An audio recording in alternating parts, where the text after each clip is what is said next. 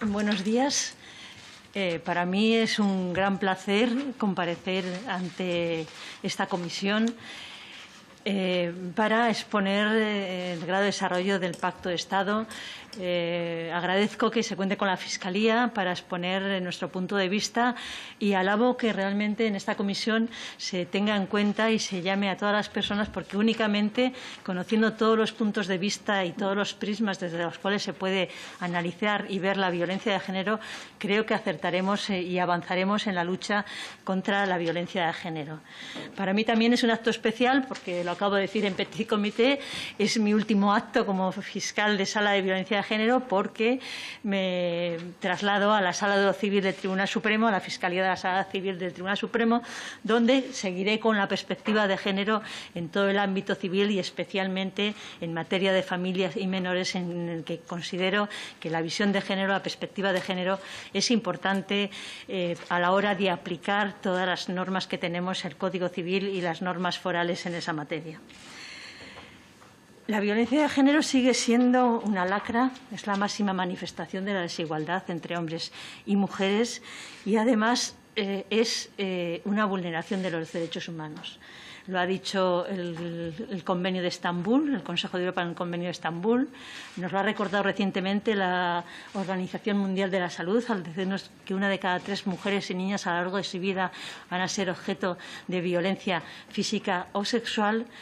Viene a ser, como ha dicho también la OMS, una pandemia, porque afecta a todos los países, a todas las clases, a todas las culturas y a todas las razas.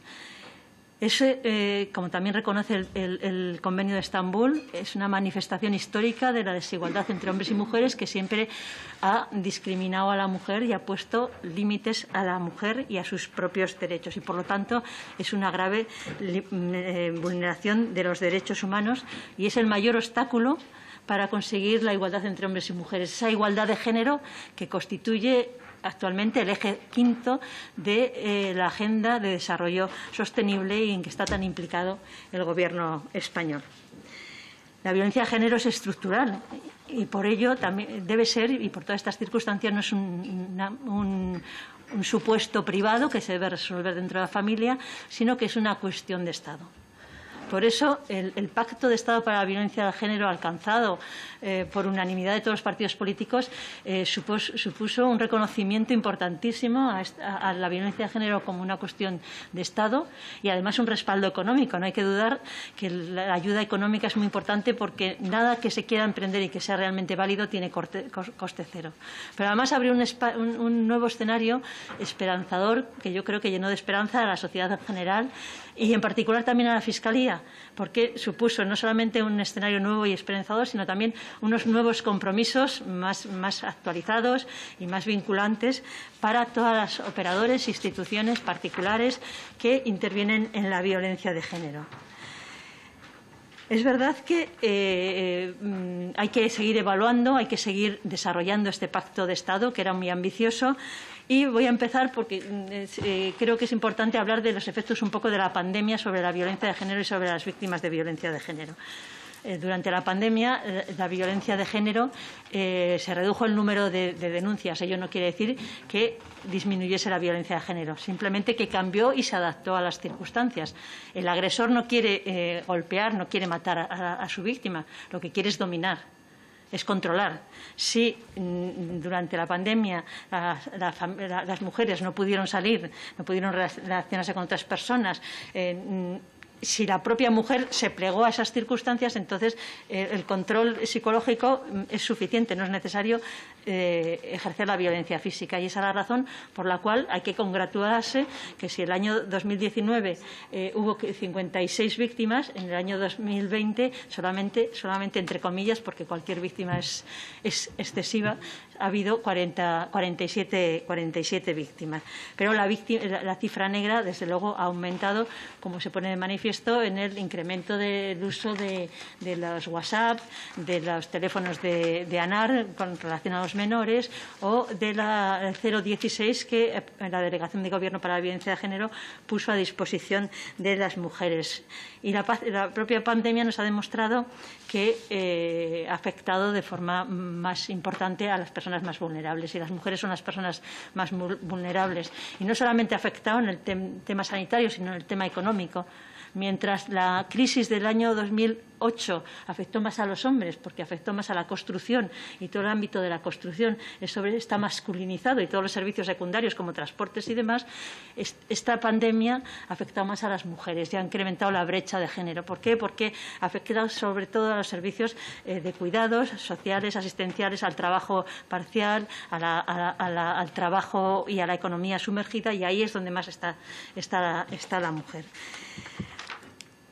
La pandemia también ha supuesto una paralización de la actividad judicial, salvo las denuncias de violencia de género, las órdenes de protección para mujeres y para niños. Todos los demás, las diligencias, las pruebas, las vistas, los juicios orales se han paralizado. Ello ha supuesto un importante retraso de todos los procedimientos de violencia de género, con el consiguiente impacto negativo para las mujeres víctimas, y para todos los usuarios de la Administración de Justicia.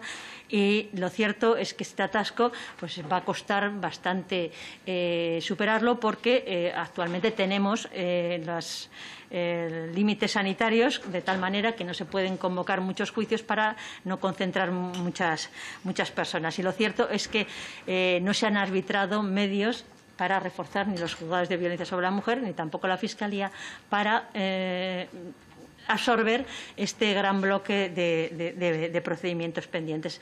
Quizás la única medida un poco más importante, aparte de que se realicen juicios a través de videoconferencia, también está en fomentar las conformidades, evitando llegar a juicio cuando es posible, con una leve rebaja de la pena dentro de los márgenes legales, poder evitar a la víctima también el que acuda al juicio, que tenga que declarar, y por lo tanto la revictimización que supone el volver a recordar los hechos. Bueno, ya les mandé la memoria de 2019, la de 2020 la tenemos casi terminada, pero todavía no ha sido aprobada por la Fiscal General, con lo cual me limitaré a los números del 2019. No voy a acribillarles con cifras, porque además es muy triste, porque detrás de cada cifra hay un drama, pero sí que les voy a dar algunos datos para ver un poco cuál es la respuesta judicial en temas de violencia de género. Mire, el año pasado hubo 57 víctimas mortales, y solamente el 25% de ellas habían denunciado. El 20% se produjeron en capitales de provincia, pero el 80% de las muertes fueron en zonas rurales. Bueno, no tan rurales, pero en poblaciones inferiores a 100.000 habitantes. Fueron 3 los niños asesinados y los huérfanos fueron 46. Las denuncias fueron 168.057, que quiere decir que hay una denuncia cada 6 días.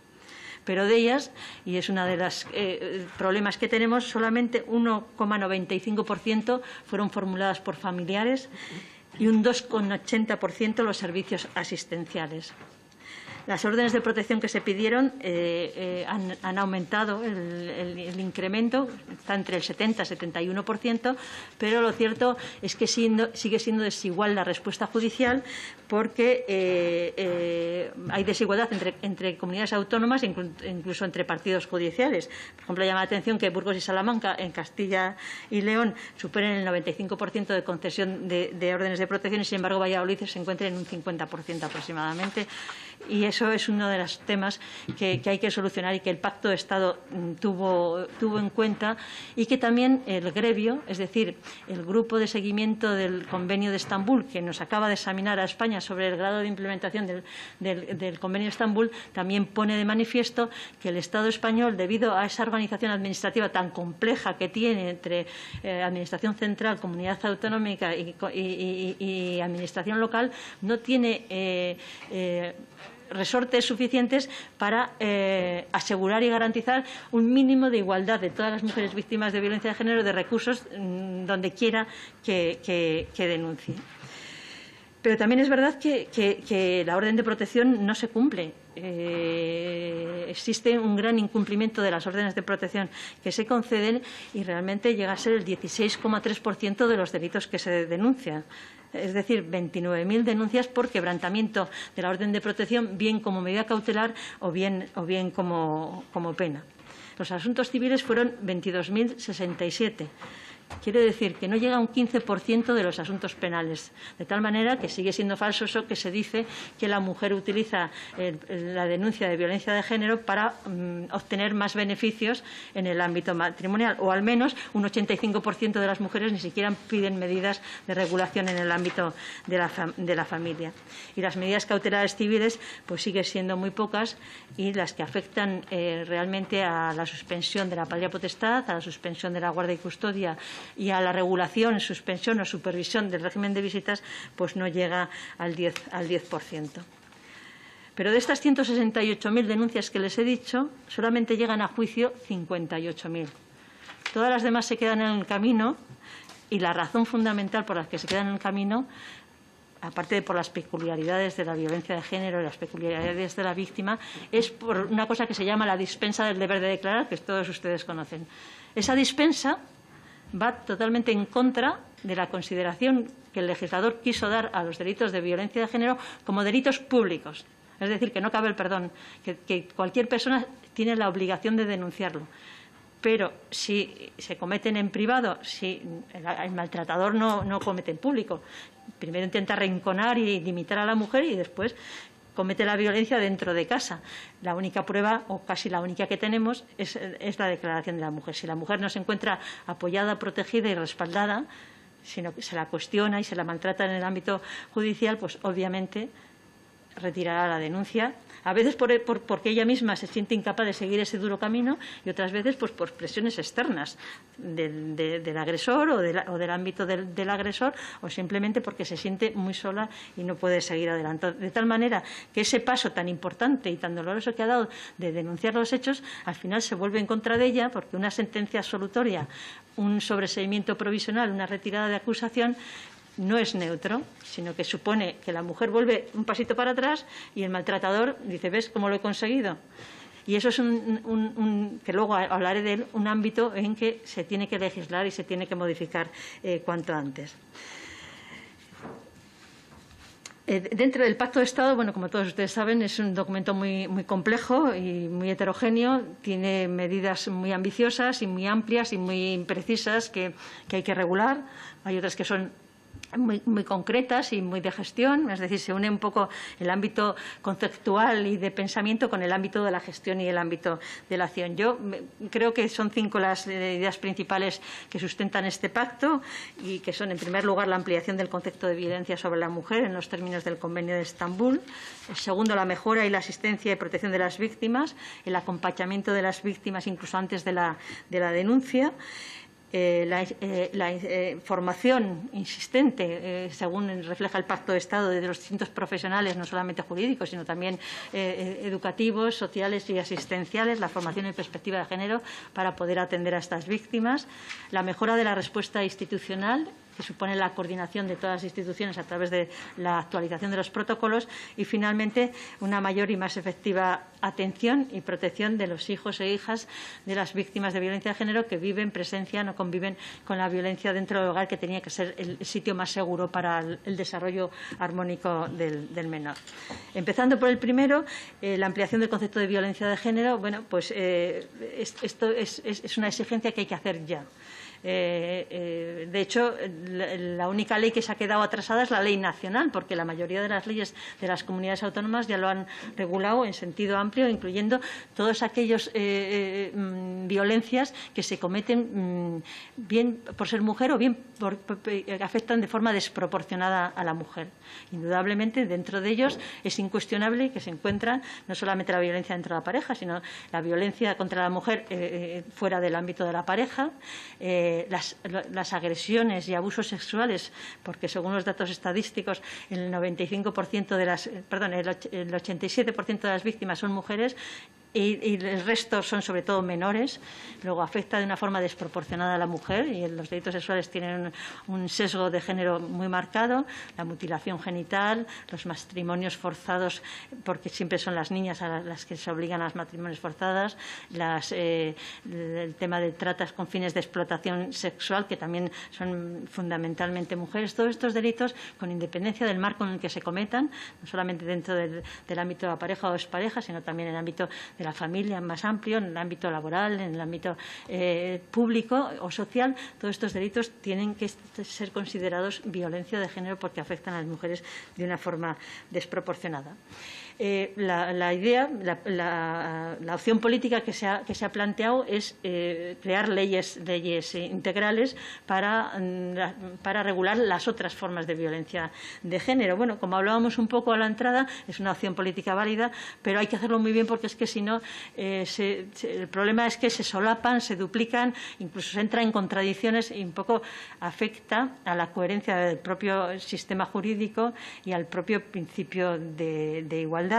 Eso pasa un poco con la ley el anteproyecto de ley de garantía integral de la libertad sexual.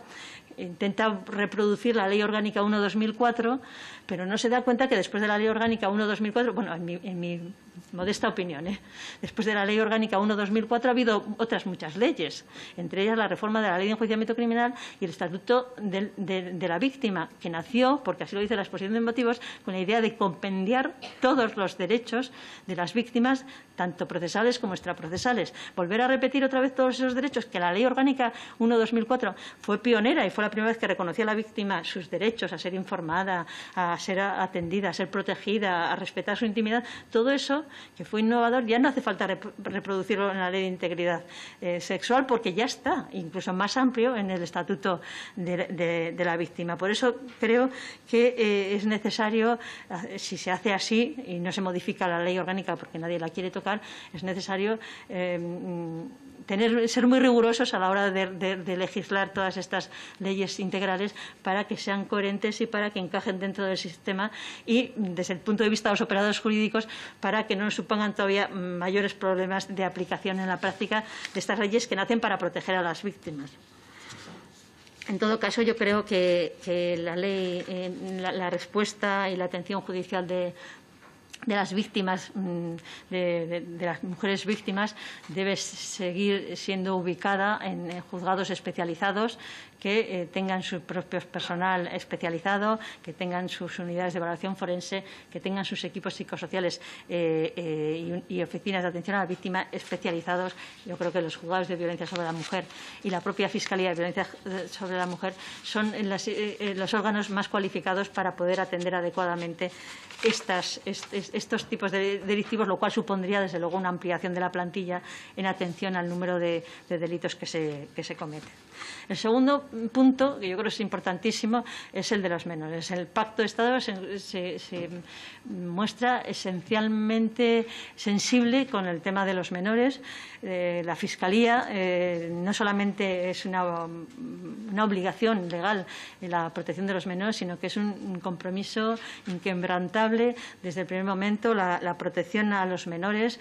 Y creo que el año 2015 ya dio un paso adelante la legislación al considerar a los menores víctimas de violencia de género también como víctimas de violencia de género y, por lo tanto, que deben ser tratados y protegidos hasta su recuperación total.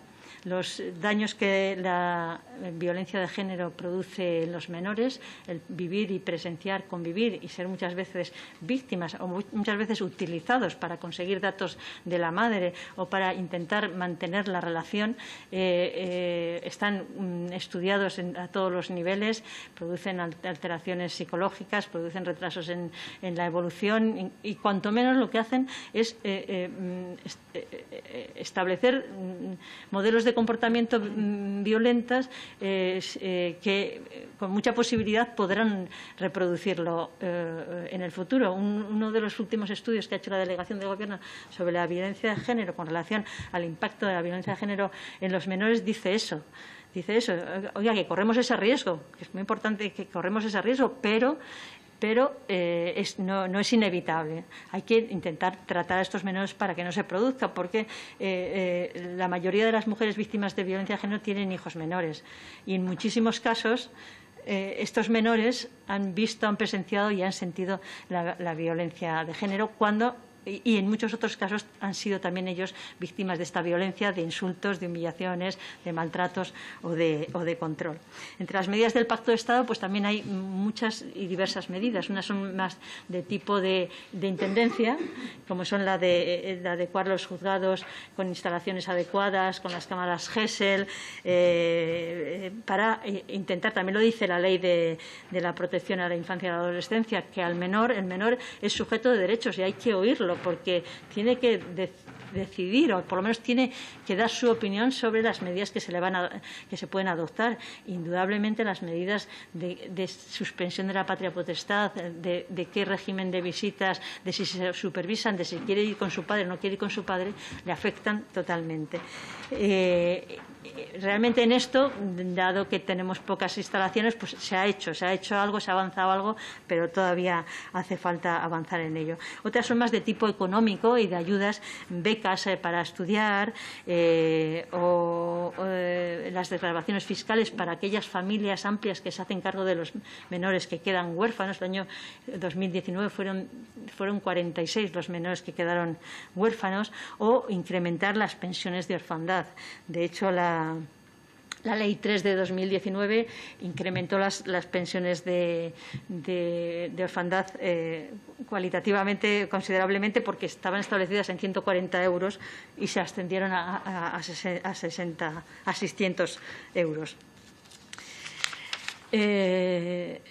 Otro de los temas importantes en materia de custodia, de menores, es la custodia compartida. El Pacto de Estado también hace referencia a ella. La Fiscalía tiene una gran sensibilidad con el tema de la custodia compartida. El artículo 92.7 del Código Civil, como saben, impide la custodia compartida cuando uno de los progenitores está inmerso en un procedimiento contra la vida e integridad, bien del otro progenitor o bien de los hijos. Pero lo cierto es que la jurisprudencia ha ido flexibilizando un poco esto y exigiendo no solamente el que se incoe un procedimiento, sino que haya un auto o bien de una orden de protección o un auto que motive los indicios de comisión del delito. Y además es que todas las legislaciones forales, tanto de Cataluña como de Aragón, como de Navarra, vienen estableciendo, algunas incluso el Código Civil de Cataluña requiere que haya sentencia firme condenatoria para eliminar la custodia compartida. El problema no es cuando existe un procedimiento de violencia de género vivo. El problema es que, como les estoy diciendo, las 2/3 partes de los procedimientos se sobreseen sin llegar a juicio oral y sin llegar a sentencia, fundamentalmente por la dispensa. Y además sabemos que solamente denuncia el 25% de las víctimas. Entonces, toda esa violencia de género latente que está ahí, que no ha sido denunciada, la mujer decide poner fin a la relación violenta acudiendo a la separación, al divorcio o a las regulaciones de las relaciones paterno-filiales.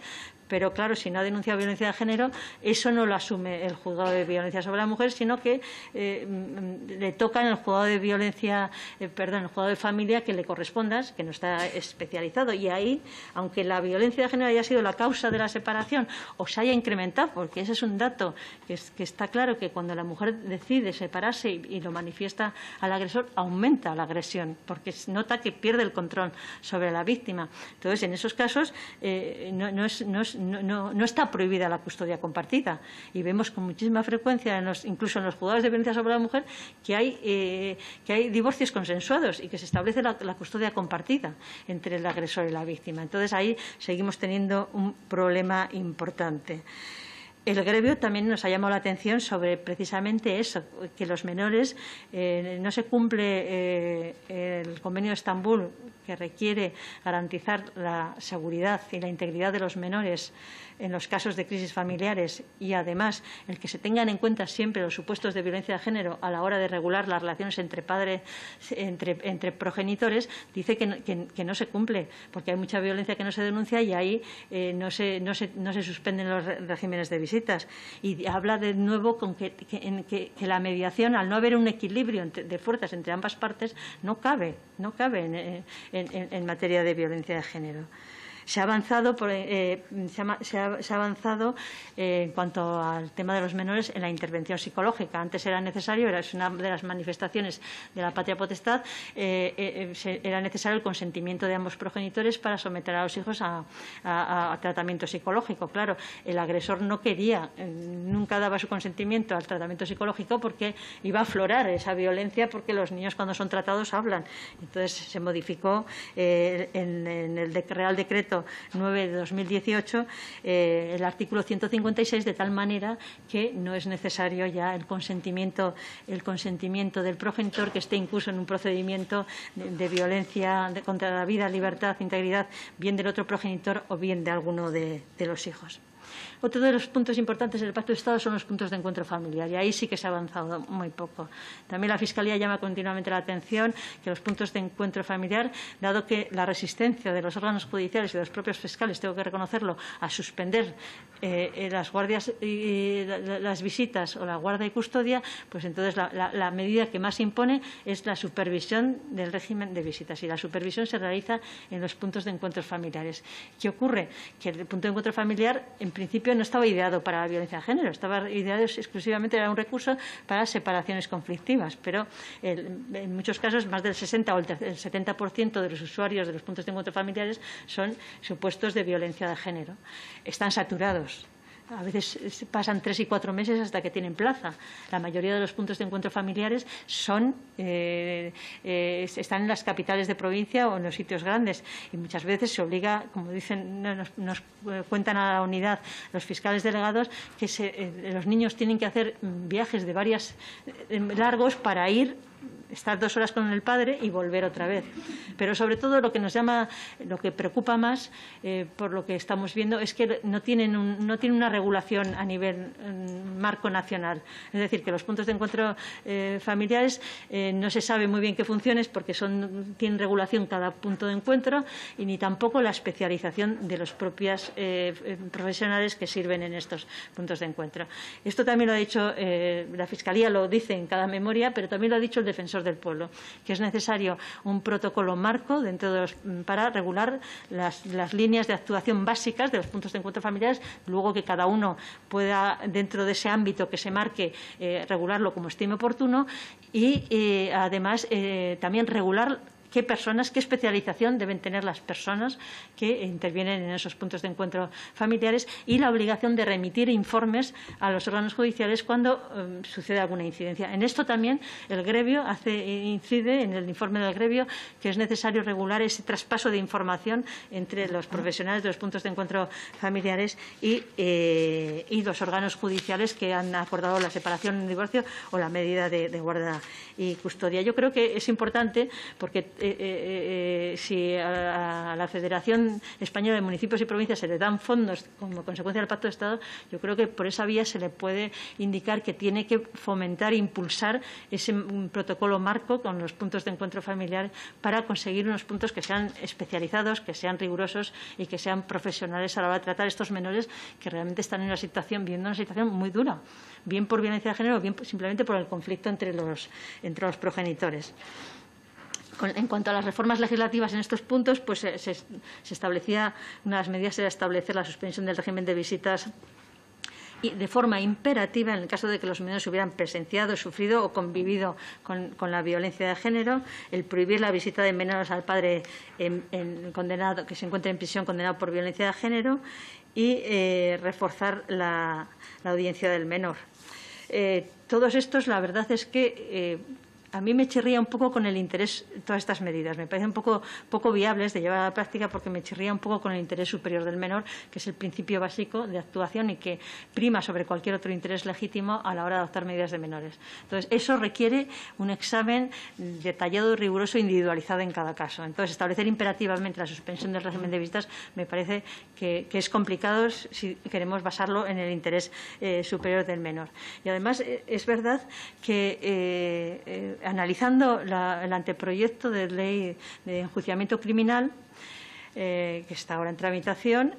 Cuando hemos examinado cómo se regulan las medidas, la orden de protección, las medidas de protección, nos hemos dado cuenta que no se regulan, no se ha mejorado en su regulación, sino que se ha vuelto para atrás. Porque, de hecho, antes el Juzgado de Violencia sobre la Mujer podía modificar las medidas adoptadas por el Juzgado Civil, porque si consideraba que este acto de violencia de género suponía que las medidas adoptadas hace unos años por un juzgado civil no eran adecuadas. Sin embargo, tal como está ahora la regulación, se impide precisamente que el juzgado de violencia sobre la mujer pueda modificar esas medidas civiles. Creo que es importante darle una vuelta para posibilitar que se puedan suspender estos regímenes de visitas, aunque estén acordados por el juzgado de violencia sobre la mujer. Bueno, otro de los puntos examinados en el Pacto de Estado es la formación y la sensibilización. Yo creo que el Código Penal es importante, pero no es, desde luego, ni el único instrumento, ni es suficiente, ni es el adecuado para luchar contra la violencia de género. Creo que la única vacuna, ahora que está tan de moda contra la violencia de género, es la formación, es la educación. El pacto incide mucho en la educación, en el ámbito educativo. Yo ahí no voy a entrar porque no es mi campo, pero sí que me parece importante señalar que se intenta reforzar mucho, y eso sí que es importante porque luego afecta al ámbito judicial, la formación en el ámbito sanitario, social y asistencial, porque son ellos los que primero detectan la violencia de género. Vemos que el 25% de las mujeres denuncian, pero cuando se hacen estadísticas, el 80-85% de las mujeres acuden al médico, a los centros de la mujer o a los teléfonos de ayuda y cuentan lo que les pasa. Luego, la formación de estas personas, que son los primeros que tienen contacto con la violencia de género, creo que es muy importante para que puedan dar una respuesta adecuada. Y en el ámbito de la carrera judicial, pues hemos hecho, y fiscal, porque vamos juntos, hemos hecho avances. El primero de ellos fue modificar el temario de acceso a la carrera judicial y fiscal para incluir el estudio de todos los convenios internacionales, la Ley de Igualdad, la Ley de Violencia de Género, la perspectiva de género, todas las sentencias tanto del Tribunal Europeo de Derechos Humanos como del Tribunal Constitucional, como del Tribunal Supremo, para saber los mimbres jurídicos que tenemos y los razonamientos jurídicos que motivan las respuestas a la violencia de género. Yo intervine en esa modificación del temario de las oposiciones, y ya estos alumnos que ya están en prácticas tanto en la Escuela Judicial como en el Centro de Estudios Jurídicos, jueces y fiscales, ya se han examinado con este nuevo temario.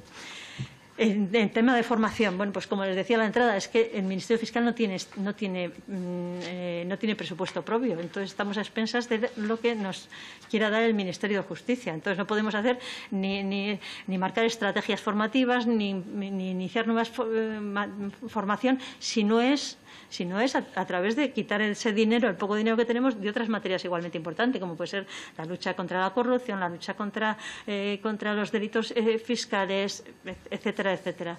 La atención a menores. Entonces, este año se ha hecho un gran esfuerzo, pero insisto, porque la Fiscalía General ha optado por la perspectiva de género y el principio de igualdad como uno de los ejes de formación en los que han participado 450 fiscales ya, pero también quiero decirles que el Ministerio Fiscal somos el hermano pobre de los fiscales, de los jueces, pero tenemos otra serie de ventajas que ahora les voy a exponer. En primer lugar, porque tenemos una perspectiva global del procedimiento. Cada juez solamente ve su faceta del procedimiento. El juez de violencia sobre la mujer ve la instrucción, el juez de lo penal ve cómo se juzga y el juez de ejecución ve la ejecución. El fiscal puede ver todo el procedimiento, puede ser el mismo fiscal que lleva desde el principio la denuncia hasta que termina en la ejecución. En segundo lugar, porque siempre trabajamos en equipo. 4 ojos ven mucho más que 2. Y en tercer lugar, porque tenemos el criterio de la unidad de actuación. Unidad de actuación que nos permite impartir criterios, impartir instrucciones, impartir normas para que intentar garantizar la seguridad jurídica, que es absolutamente esencial en estos tiempos. Es difícil lograrlo porque cada vez somos un cuerpo más grande, pero lo cierto es que la formación de los fiscales, aparte de la asistencia a estos cursos de formación continua, se realiza a través de las reuniones que cada año celebramos todos los fiscales delegados de violencia de género de toda España, donde tratamos los temas más importantes y sacamos unas conclusiones que después ratifica la fiscal general y que son obligatorias, a través de las consultas que nos elevan todos los fiscales a la unidad y que nosotros resolvemos y damos publicidad para todos los fiscales. Y esa es la formación continua que tenemos, remitiendo sentencias, remitiendo criterios a todos los fiscales para que intentar, digo conseguir, ojalá, pero intentar una cierta uniformidad en la respuesta del Ministerio Fiscal ante la violencia de género. En este ámbito y en esta idea de formación que para nosotros es importantísima, la Fiscalía especializada, este año hemos hecho 2 guías de actuación. Una referida al uso de las guías telemáticas, de las pulseras, de los sistemas telemáticos de control y seguimiento de la orden de protección. Consideramos que estaba muy poco aplicada y que la razón de no estar suficientemente aplicada era en parte desconocimiento en cuanto al funcionamiento y en cuanto a las ventajas que nos permitía esas pulseras. Bueno, pues lo cierto es que esta guía ha provocado que de 1.570 aproximadamente pulseras que estaban en funcionamiento a finales de 2019, a finales de 2020 ya son 2.227 las que están en funcionamiento. Creo que ha tenido su resultado. Y la segunda, y bastante más ambiciosa, es una guía dinámica y digital de perspectiva de género del Ministerio Fiscal, que básicamente lo que intentamos implementar y describir y ayudar a los fiscales en el día a día es a darse cuenta de los principios y aplicar los principios de diligencia debida, de perspectiva de género, de recepción de la víctima y consiguiendo así que la víctima sea el verdadero centro del proceso, porque a la víctima necesitamos tenerla con nosotros, porque es el principal elemento de prueba del que disponemos para luego conseguir una sentencia. En cuanto a la mejora de la respuesta institucional y atención a las víctimas, pues existen varias y sobre estas quiero hacer reivindicaciones porque está muy bien formarnos, está muy bien tener herramientas jurídicas, pero necesitamos herramientas prácticas. Y la primera que necesitamos es impulsar la especialización de los juzgados de lo penal. Solamente hay 33 juzgados de lo penal, que son la fase intermedia, los que ven los delitos, la mayoría de los delitos de violencia de género. Solamente hay 33 juzgados de lo penal especializados en España. Barcelona y Sevilla, por ejemplo, que son poblaciones muy grandes y que tienen muchísimos juzgados de lo penal, no tienen ningún juzgado especializado en violencia de género.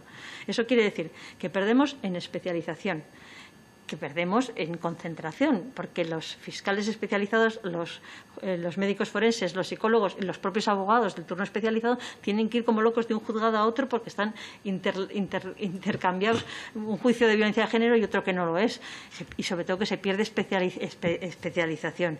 Creo que es absolutamente importante impulsar la especialización de los juzgados de lo penal. El segundo es las oficinas de atención a la víctima. Es verdad que se ha avanzado, pero muy poco. Muy poco porque es que la oficina de atención a la víctima tenía que ser la vía previa para que las víctimas acudiesen, que entrasen no al juzgado de violencia, sino directamente a la oficina de atención a la víctima y después que las apoyase, que las explicase un poco, que las acompañase, que les ofreciese sus servicios para después ir al juzgado y prestar declaración en las mejores condiciones. Porque el declarar en el juzgado, el enfrentarse a todo el proceso es duro y cuanto mejor esté la víctima, de hecho en algún sitio como Ciudad Real se ha hecho esta experiencia, es pequeño y entonces pasaban siempre por la oficina de atención a la víctima y la consecuencia es que se ha reducido muchísimo el número de mujeres que se acogen a la dispensa. Luego, el acompañamiento es esencial, pero para que haya acompañamiento tiene que haber oficina de atención a la víctima. Y una oficina insisto, dotada y especializada. No puede ser cualquier psicólogo o cualquier gestor el que esté en la oficina de atención a la víctima. Además,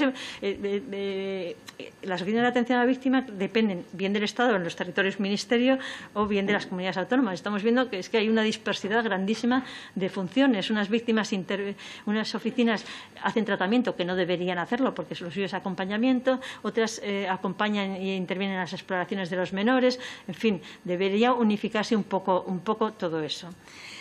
Pero considero que se debe dotar y que se debe intentar implementar en muchos sitios. Las unidades de valoración forense integral, que venimos reclamando desde hace tanto tiempo, que el Pacto de Estado estableció un plazo de 2 años para estar establecidas en todos los órganos judiciales, y eso no se ha conseguido. Es que en muchas no hay oficina, no hay unidades de valoración forense integral.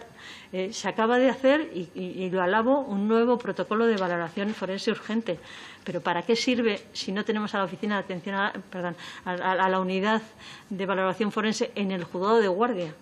Para que nos haga ese informe forense que necesitamos en el plazo de 72 horas para saber realmente cuál es la gravedad de esa violencia y el impacto y poder acordar la orden de protección adecuada. Cuando pedimos informes, en la mayoría de los casos tardan 6, 8 meses en hacer informes integrales, porque no están debidamente dotadas, porque tanto en la Oficina de Atención a la Víctima como en las unidades, es verdad que ahora con el dinero del Pacto de Estado se ha invertido, pero claro, como el Pacto de Estado no permite invertir en el capítulo 2, no se están ampliando plantillas, se están contratando agentes sin especialización y sin posibilidad de continuidad, con lo cual es pan para hoy y hambre para mañana. Es un falso avance lo que estamos teniendo, y cuando a esa persona ya se la ha formado en perspectiva de género, en violencia de género, entonces ya cesa. Creo que eso es un error, porque si decimos que la violencia es estructural, hay que atacar con medidas firmes esta violencia. Y además, tanto en las unidades de valoración forense como en las oficinas de atención a la víctima, pues la gran disparidad en comunidades autónomas. Hay unas en que han invertido mucho y que son muy fuertes, las oficinas de atención a la víctima, como puede ser Andalucía, como puede ser Navarra, como puede ser Cataluña, País Vasco, pero hay otras en que se ha invertido muy poco. Y esta es otra de las cosas que denuncia el gremio, diciendo, oiga, es que no todas las mujeres tienen recursos similares en cualquiera de los sitios donde denuncian. Y otra de las cosas importantes yo creo que es el mejorar la atención en las zonas rurales, que también lo recogía el Pacto de Estado, y que creo que hay que intentar comarcalizar más los órganos judiciales o establecer estos servicios que sean itinerantes, que vayan 2 días a zonas o a comarcas donde puedan atender a las víctimas. Es verdad que no tenemos recursos para todo el mundo, es verdad que es una utopía pensar que en cada sitio va a haber un equipo especializado, tanto de Guardia Civil como de Oficina de Atención a la Víctima. No es posible. Pero vamos a intentar idear y ser imaginativos para conseguir una mayor dispersión geográfica de los recursos que tenemos, aunque igual no compensa tener una unidad, pero si tenemos una unidad para 3 zonas rurales que vayan días alternos, pues entonces podemos conseguir algo. Eso es uno de los temas que yo creo que está pendiente y que hay que intentar atajar.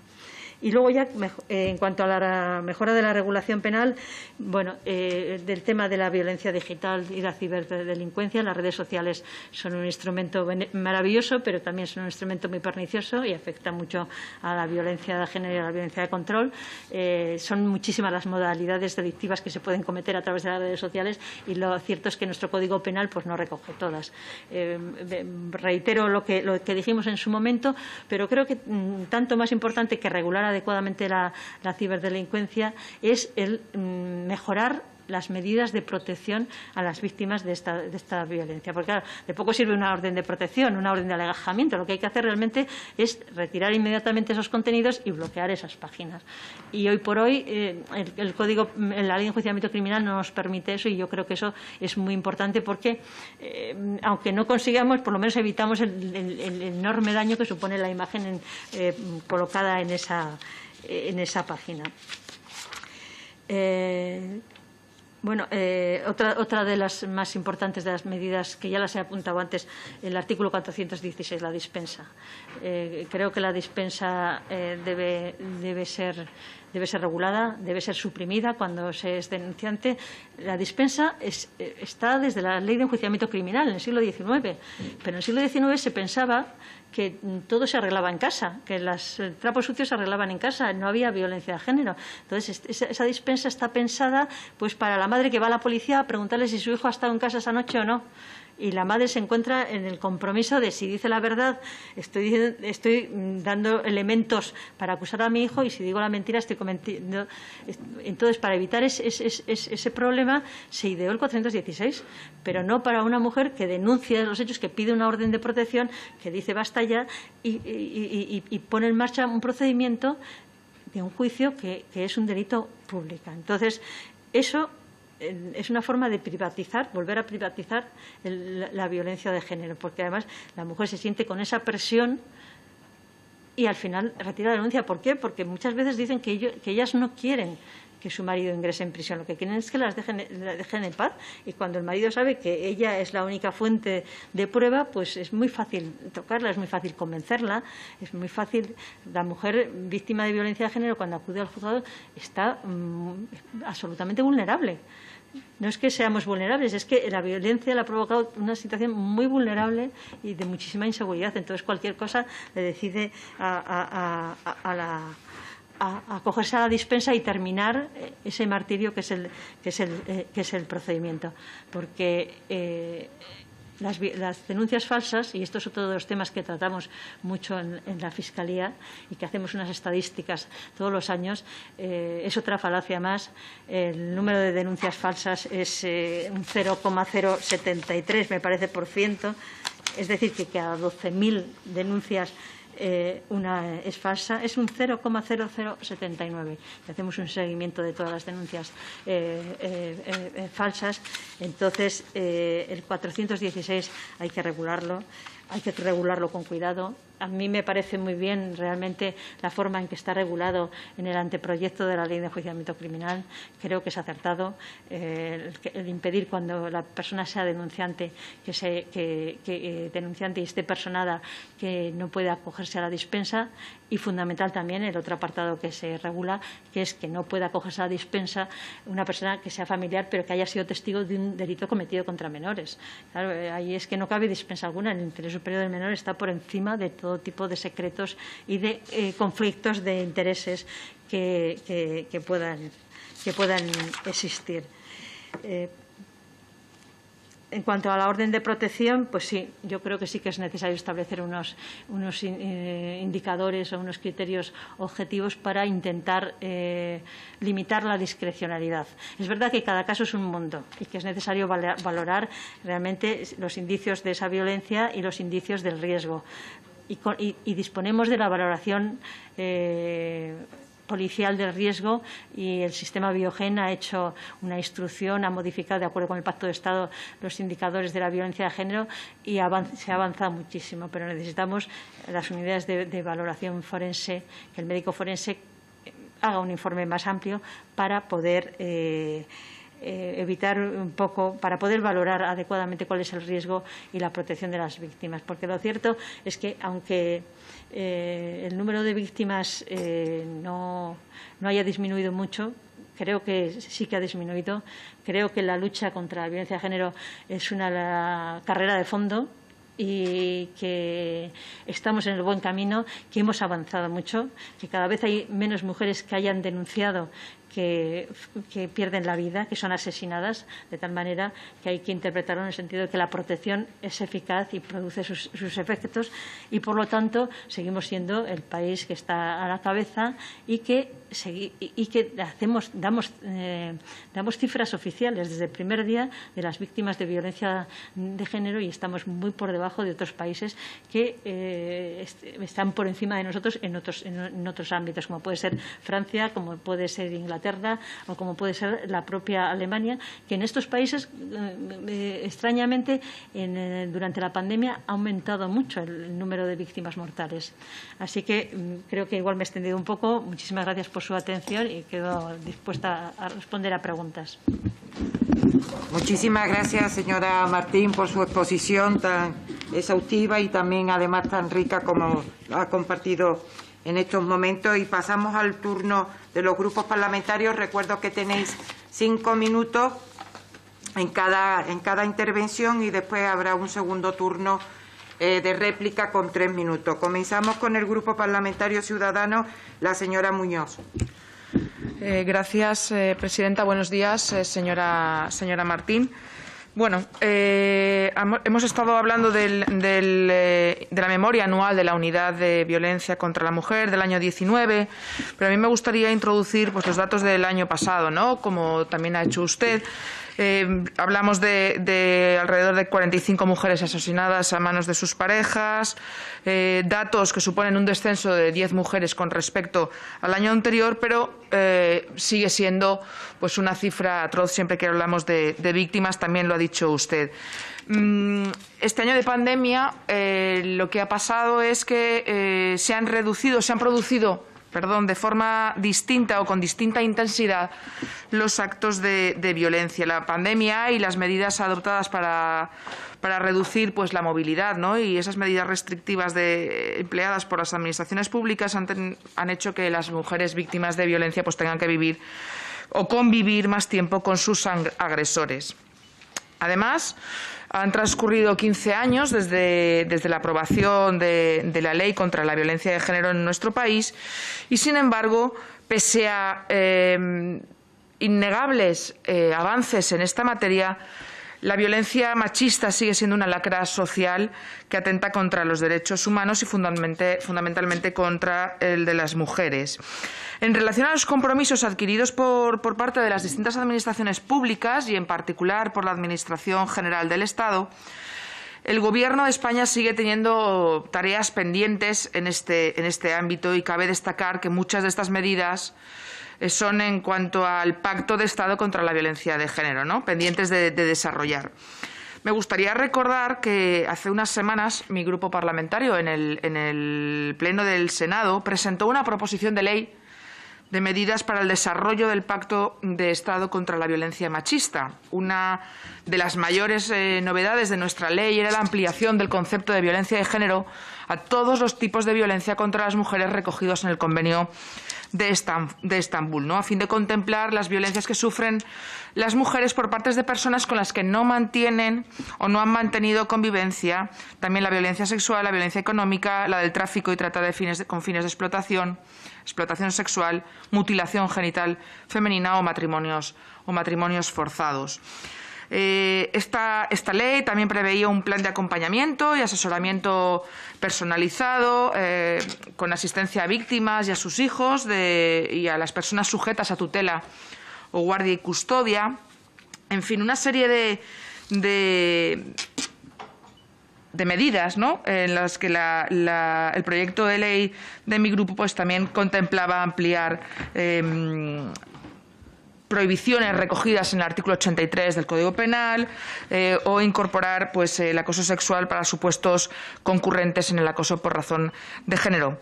A pesar de la necesidad de desarrollar de materia íntegra el Pacto de Estado contra la Violencia de Género, pues el Grupo Parlamentario Socialista se opuso a la tramitación de este proyecto de ley sin llegar a aclarar si el Gobierno de España tenía o tiene intención de dar cumplimiento a este pacto ni el calendario que maneja.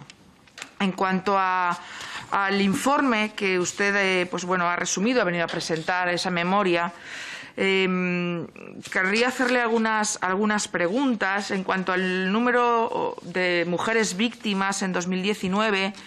Me gustaría preguntarle cómo cree que afectará la pospandemia a todo lo relativo a la violencia de género, ¿no?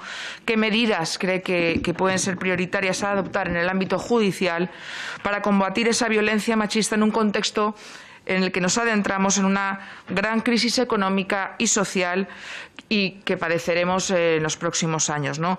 Ha hablado usted también del ámbito rural.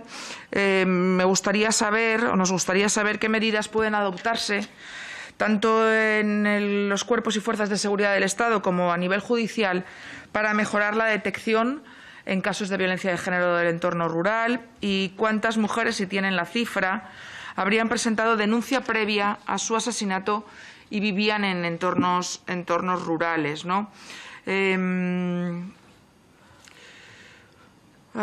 ¿Qué más? También ha hablado usted de menores, de hijos de víctimas de violencia de género y otras víctimas, ¿no? La verdad es que sigue siendo pues atroz el sufrimiento de los niños y jóvenes y adolescentes. ¿Qué papel? Porque no ha querido entrar en profundidad, pero me gustaría saber qué papel podrían desarrollar los centros educativos a la hora de detectar situaciones de violencia de género y si tiene algún punto ciego nuestra legislación en lo relativo a esta cuestión. Gracias. Gracias, presidenta. El siguiente grupo parlamentario es el Plural. Señora Calvo. Sí, buenos días. Si me permiten, empiezo con una cita. Yo le decía que parara, estaba súper bloqueada y tenía mucho miedo. Nunca había estado en una situación parecida. Esta es parte de la declaración ayer de la víctima de una violación en grupo hace 2 años en Sabadell. Hubo 7 detenidos, 3 de ellos violaron a la víctima y el resto presenció las escenas de violencia sin hacer absolutamente nada por ayudarla. La joven de 20 años tenía tan solo 18 cuando fue violada, vio cómo su relato durante el juicio era interrumpido en varias ocasiones por el fiscal, del que ha sido ampliamente señalada su falta de empatía en diferentes medios. ¿Por qué? Porque le hizo preguntas del tipo ¿está usted segura de esto?, cuando ya explicó que la escena la estaban contemplando hasta 6 personas, o cuando le preguntaba a qué se refería con que la forzaron a mantener relaciones sexuales con violencia, o cuando le preguntó si intentó escapar en algún momento o salir de la habitación, teniendo en cuenta que esta chica, que como digo tenía 18 años, estaba ante 7 hombres que la tenían acorralada, aterrorizada, pensando que, como dijo ayer en el juicio, después de todo lo que me habían hecho, igual iban a matarme. La víctima ha tenido que revivir en muchas ocasiones las escenas de miedo ante la policía local de Sabadell y en el momento de la denuncia, al día siguiente, cuando la acompañaron a una nave industrial en la que encontraron a uno de los hombres que la había violado, al que reconoció, ante el médico que la atendió, ante los Mossos de Escuadra, ante la juez de instrucción, al identificar a los autores en varias ruedas de reconocimiento y ayer ante el tribunal. La Fiscalía pide para los acusados entre 37 y 41 años de prisión y la expulsión del país, son extranjeros en este caso, pero ella lleva consigo la condena de la revictimización, que puede agravar las consecuencias psicológicas que una agresión sexual de este tipo conlleva. Entendiendo la dificultad que debe suponer interrogar en un caso así, ¿no considera que se debieran hacer cursos de formación psicológica por parte de todos los profesionales del Poder Judicial implicados en interrogatorios ante víctimas de este tipo?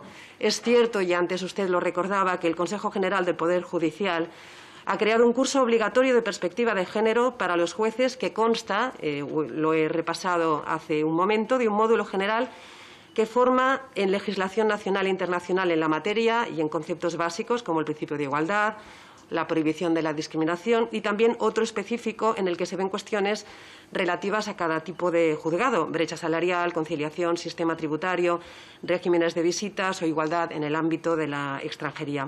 Pero ¿no se debieran formar en competencias sociales y emocionales también los jueces y fiscales? Sería además aplicable no tan solo en los casos de violaciones, sino también en casos de abusos a menores, casos de violencia doméstica. Como usted ha dicho antes, uno de los principales problemas al que se enfrenta la víctima mujer es que puede haber un maltrato en el ámbito judicial que puede llevar a la retirada de la denuncia. La formación en competencias sociales y emocionales entendemos que ayudaría en esta protección a las víctimas y en llevar adelante las denuncias. Muchas gracias. Muchísimas gracias. Siguiente turno parlamentario. Unidas Podemos, la señora Franco. Gracias, presidenta, y darle también las gracias a la fiscal de Sala Delegada de Violencia sobre la Mujer. Creo que es interesante y que para eso también está esta comisión, para poder escuchar a las personas expertas que tienen mucho que decir sobre la implantación del Pacto de Estado contra la violencia de género. Sobre este Pacto de Estado, quería recordar el punto 86, el de la suscripción de los grupos parlamentarios, en la necesidad y en el punto 3 concreto, de declarar que son también formas de violencia contra las mujeres conforme al Convenio de Estambul, la violencia física, psicológica y sexual, incluida la violación, la mutilación genital femenina, el matrimonio forzado, el acoso sexual y el acoso por razones de género, el aborto forzado y la esterilización forzada, incluso en los casos en los que no exista con el agresor la relación requerida para la aplicación de la Ley Orgánica 1/2004. Por tanto, la atención y recuperación con reconocimiento de los derechos específicos de las mujeres víctimas de cualquier acto de violencia contemplado en el Convenio de Estambul y no previsto en la Ley Orgánica 1/2004.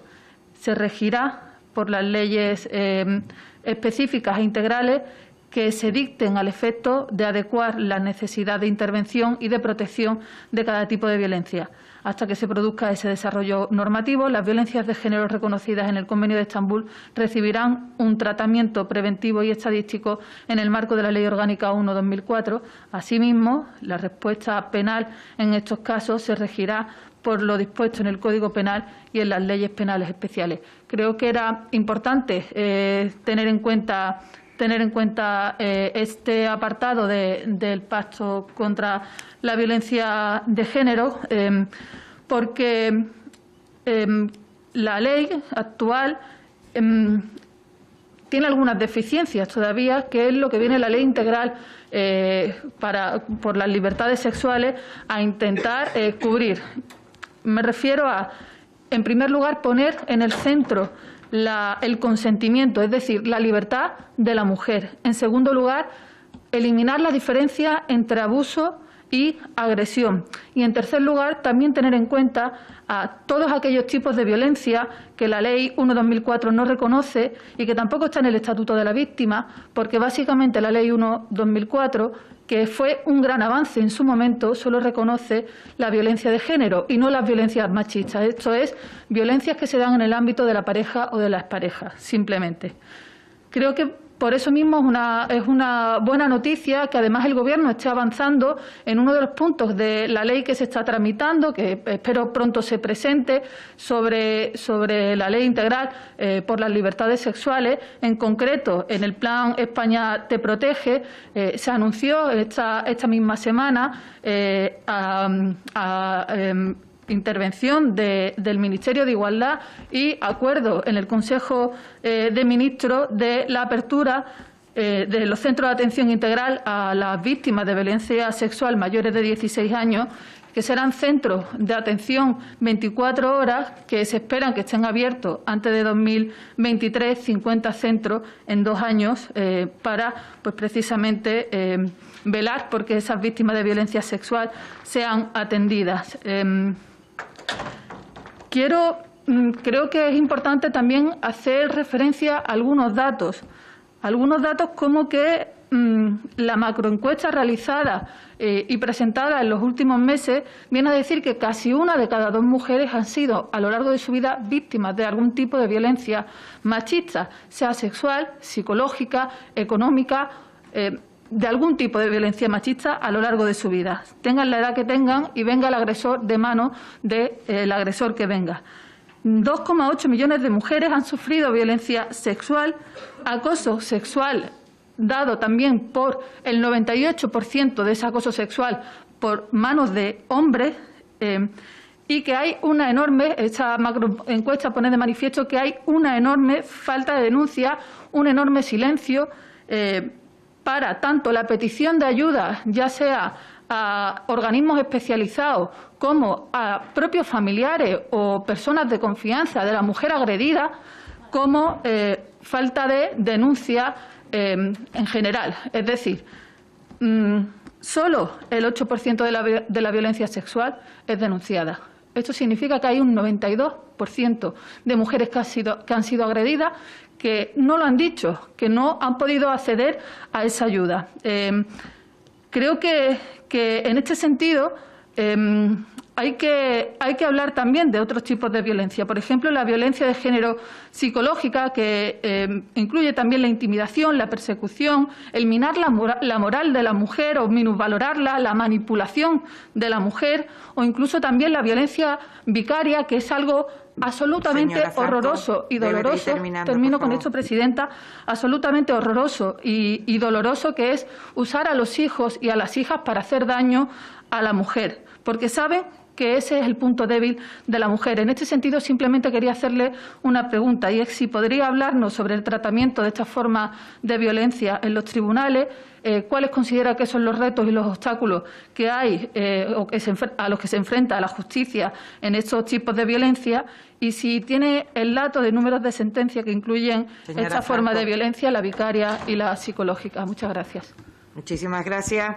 El siguiente turno, el Grupo Parlamentario VOX, la señora Nevado. Gracias, Presidenta. Buenos días, señora Martín. Ha dicho usted que estaba encantada de estar aquí para poder escuchar todos los puntos de vista.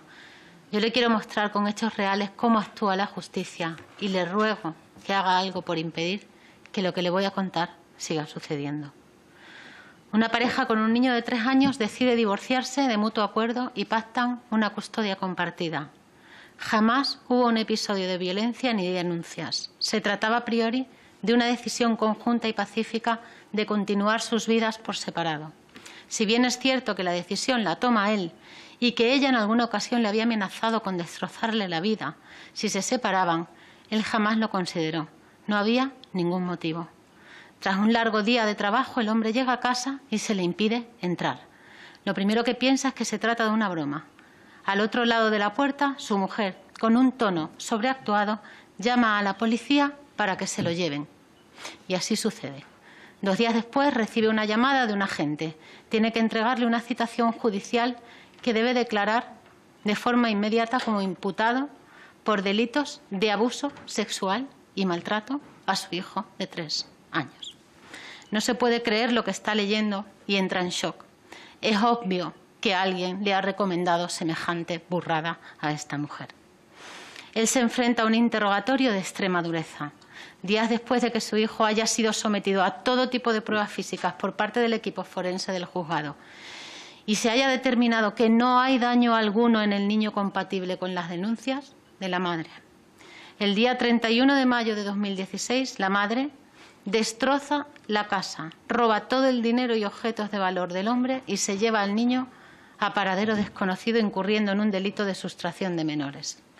El 22 de mayo de 2016 fue el último día que el padre y el hijo pudieron verse. En septiembre de 2016, estando abierto el procedimiento penal, se dictan las medidas provisionales de divorcio. Estas medidas todavía están en vigor, pero la mujer las incumple para impedir la relación padre-hijo. Hasta diciembre de 2018, 2 años y 3 meses después, el juzgado no procede a la ejecución forzosa del proceso de familia, imponiendo multas coercitivas a la madre, multas que 3 años después no se han hecho efectivas. El 2 de marzo de 2018, tras año y medio esperando a que los técnicos del equipo psicosocial del Instituto de Medicina Legal intervengan, el juzgado sobresee la denuncia penal. En junio de 2018, la Audiencia Provincial ratifica el archivo de la causa. A finales de 2018 se programa, por fin, la vista de divorcio, pero una sucesión de las más variadas y disparatadas denuncias penales le sirven a la impostora para paralizar otra vez el procedimiento civil. Total, a la mujer hay que creerla por el mechoero de ser mujer, pues ya está. Todas las instrucciones dan como resultado el archivo, tanto en primera instancia como en segunda. Sin embargo, la mujer, gracias a todas las demandas, consigue impedir la relación paterno-filial y se asegura de tener al niño durante el tiempo de instrucción como rehén manipulable, disponiendo del tiempo suficiente para generar daños psicológicos y emocionales de extrema gravedad al menor, como así confirman ya 2 informes técnicos del Instituto de Medicina Legal. El 4 de junio de 2019, la Audiencia Provincial revoca las paralizaciones del procedimiento civil, poniendo fin a la estrategia del dilatado sine die mediante una cascada de falsas denuncias. A mediados de noviembre de 2019, 6 meses después, tiene lugar por fin la vista de divorcio. A día de hoy no hay sentencia. En 2019, el hombre, tratando de resolver lo que el juzgado debería haber realizado de oficio, interpone una querella por haber sido acusado falsamente. En estos momentos, el juez espera un tercer estudio del equipo de psicólogos del Instituto de Medicina Legal para verificar si el menor está siendo maltratado psicológicamente por la madre y si sufre del síndrome de alienación parental. A pesar de que los diversos diagnósticos médicos determinan patologías mentales en la mujer, a pesar de que todas las denuncias contra el hombre han sido archivadas, la justicia no resuelve semejante maltrato contra el hombre y el menor y no está asistiendo psicológicamente a la mujer, que es lo que debería hacerse. Este caso es real, señora Martín. Se trata de un buen amigo mío, por el que pongo no una mano en el fuego, sino las dos. Es un caso de sucesión de denuncias falsas que rezan como archivadas o sobreseídas, sencillamente porque la Fiscalía no persigue a estas delincuentes. ¿Cuántos hombres hay en España en esta situación? La Ley de Violencia de Género, Señora en no Nevado, pocas ocasiones, tiene que ir finalizando. termino ahora mismo. La Ley de Violencia de Género, en no pocas ocasiones, sirve como arma arrojadiza a mujeres que no aceptan que su relación sea terminado. No nos cansaremos de decir que hay que proteger de los violentos a todas las personas, independientemente de su sexo, edad, creencia y orientación sexual. La Ley de Violencia de Género en no pocas ocasiones sirve para convertir en víctimas a los padres, a los niños, a los tíos y a los abuelos. En este momento hay un niño sufriendo los trastornos mentales de una madre. Tiene que ir terminando, un por favor, niño señora Nevado. educado en el odio y un padre destrozado, víctima de esta ley y del aleccionamiento a los funcionarios. Gracias.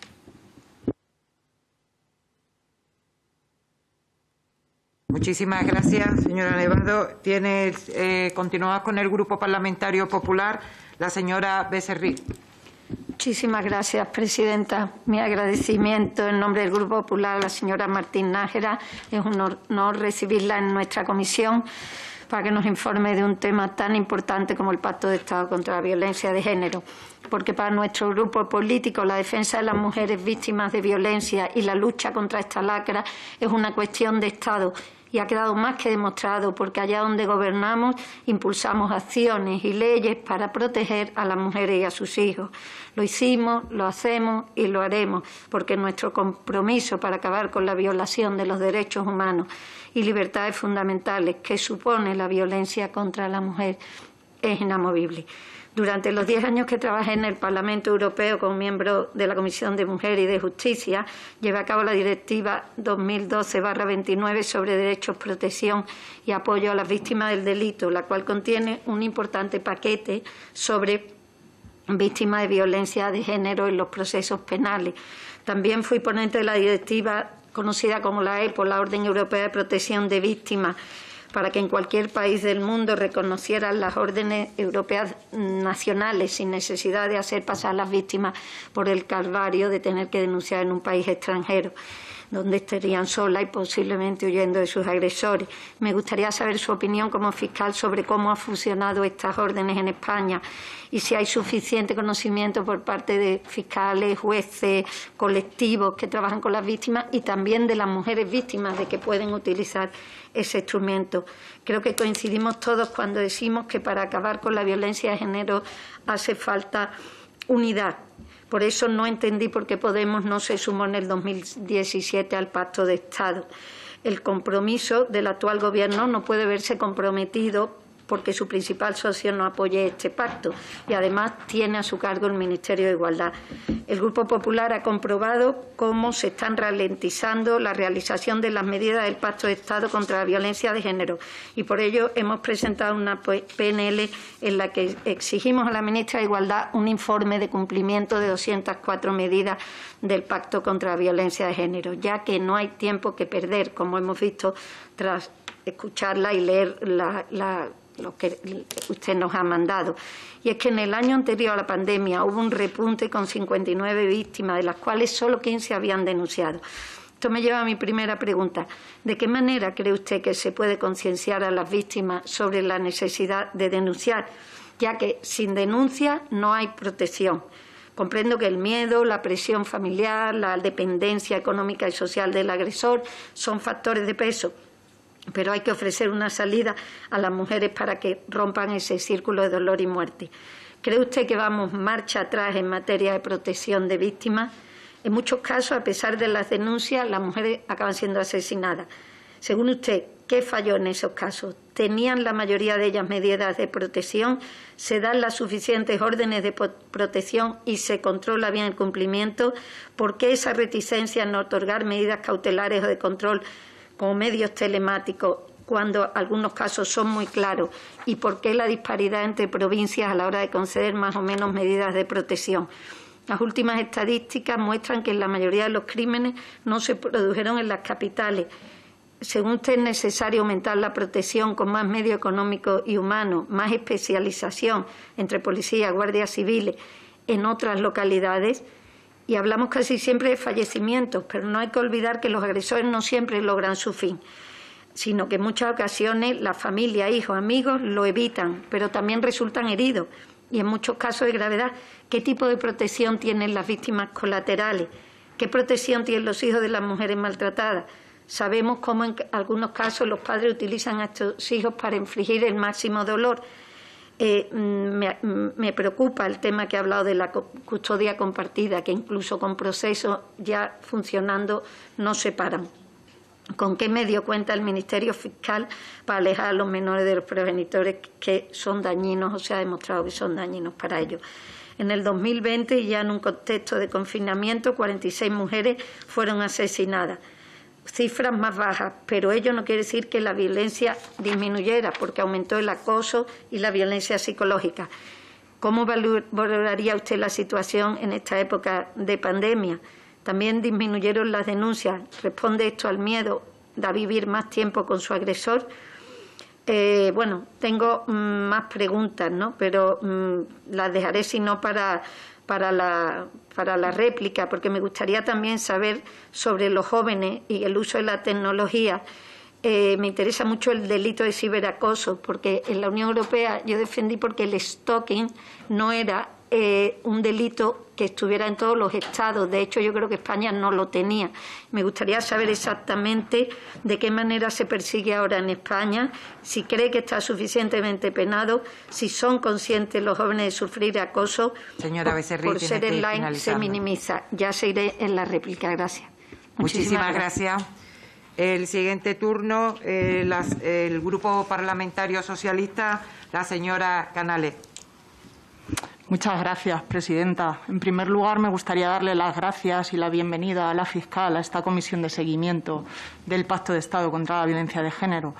También, y a la vista de los datos presentados en la memoria que nos habéis hecho llegar, a mí personalmente me gustaría poner en valor el trabajo llevado a cabo de forma ordinaria, pero también de forma extraordinaria durante este terrible tiempo de pandemia, a todas aquellas personas que dedican su labor y su esfuerzo a la protección y al amparo jurisdiccional de las víctimas de violencia de género y de sus hijas e hijos, como son la propia Fiscalía, pero también sus órganos complementarios, los equipos de atención a las víctimas y las unidades de valoración forense, las cuales he tenido estas semanas una serie de reuniones con las de mi territorio y me han trasladado por las enormes dificultades que han pasado en este tiempo de pandemia.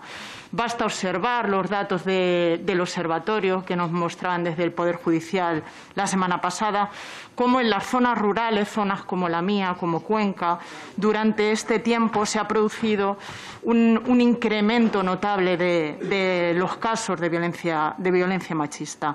Además, me trasladan también, como muy bien ha reflejado, la enorme disparidad de recursos que existen entre unos territorios y otros y que dificultan a veces la atención de estas víctimas. En este sentido, a mí me gustaría señalar el compromiso de nuestro Gobierno en este asunto, ya que después de años de recortes del Partido Popular en materia de justicia, el Gobierno actual ha articulado el verdadero sentido del Pacto de Estado. En primer lugar, con lo más importante, con su dotación económica y de recursos, a través del Real Decreto 9/2018 de medidas urgentes para activar el Pacto de Estado contra la Violencia de Género, y después aumentando progresivamente el presupuesto destinado para seguir activando dicho pacto de Estado, también en lo relativo a personal dedicado a la Administración de Justicia.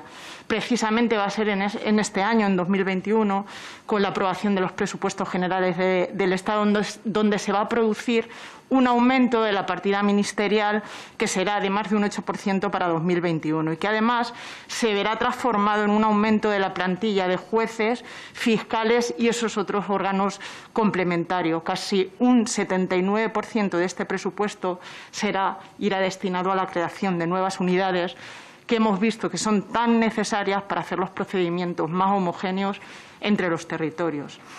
Todo ello para abordar un enorme problema, el de la violencia de género, que tiene un carácter cambiante, un carácter adaptativo, y prueba de ello es el incremento de nuevas formas de violencia. Aquí hemos señalado algunas, como la tecnológica, a través de las aplicaciones web y las redes sociales, o la propia violencia vicaria tan terrible que ejercen los maltratadores contra sus propios hijos con el único propósito de dañar a sus parejas o exparejas. Además, ya también en tiempos de COVID, los servicios de atención a las víctimas se vieron reforzados debido a la puesta en marcha del Real Decreto 12/2020 de medidas urgentes en materia de protección y asistencia a las víctimas, que los declaró como esenciales. Desde el Gobierno y también a través del Legislativo seguimos impulsando medidas para erradicar el terrible drama que supone para muchas mujeres el sufrimiento de la violencia machista en sus diferentes formas y manifestaciones.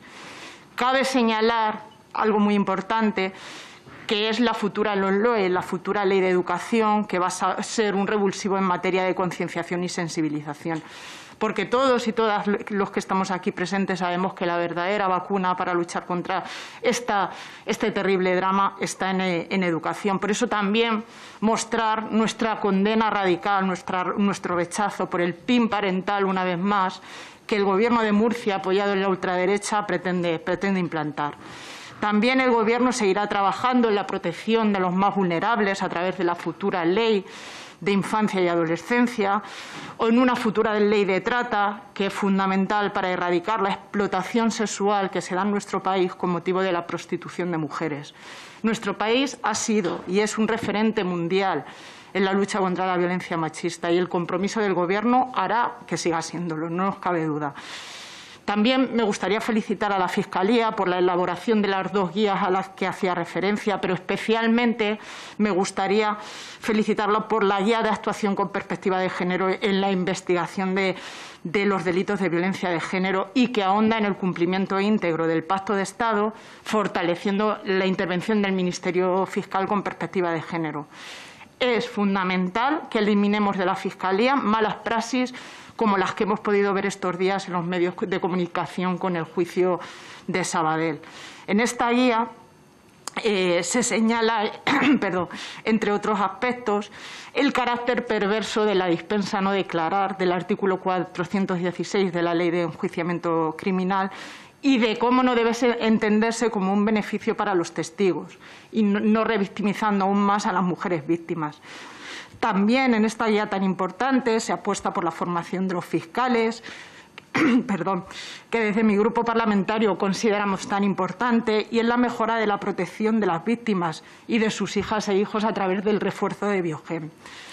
Para finalizar, a mi grupo parlamentario le gustaría saber si va a existir un seguimiento del cumplimiento de estos ítems reflejado en la guía. Perdón, ya está. Muchísimas gracias y gracias a todos los grupos parlamentarios. Tiene de nuevo el turno la señora fiscal para responder a todas las consideraciones que crea oportunas.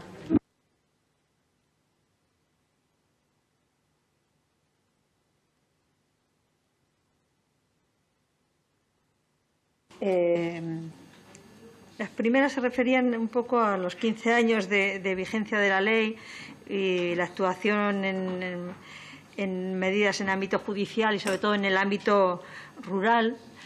Yo creo, exactamente no sé, yo he apuntado un poco los equipos itinerantes.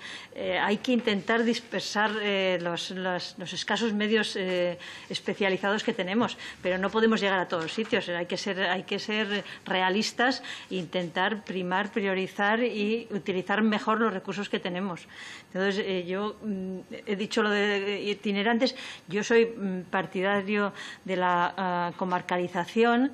Es verdad que eso puede conllevar cierto alejamiento de la víctima del lugar donde se comete el delito, pero se puede paliar de alguna manera.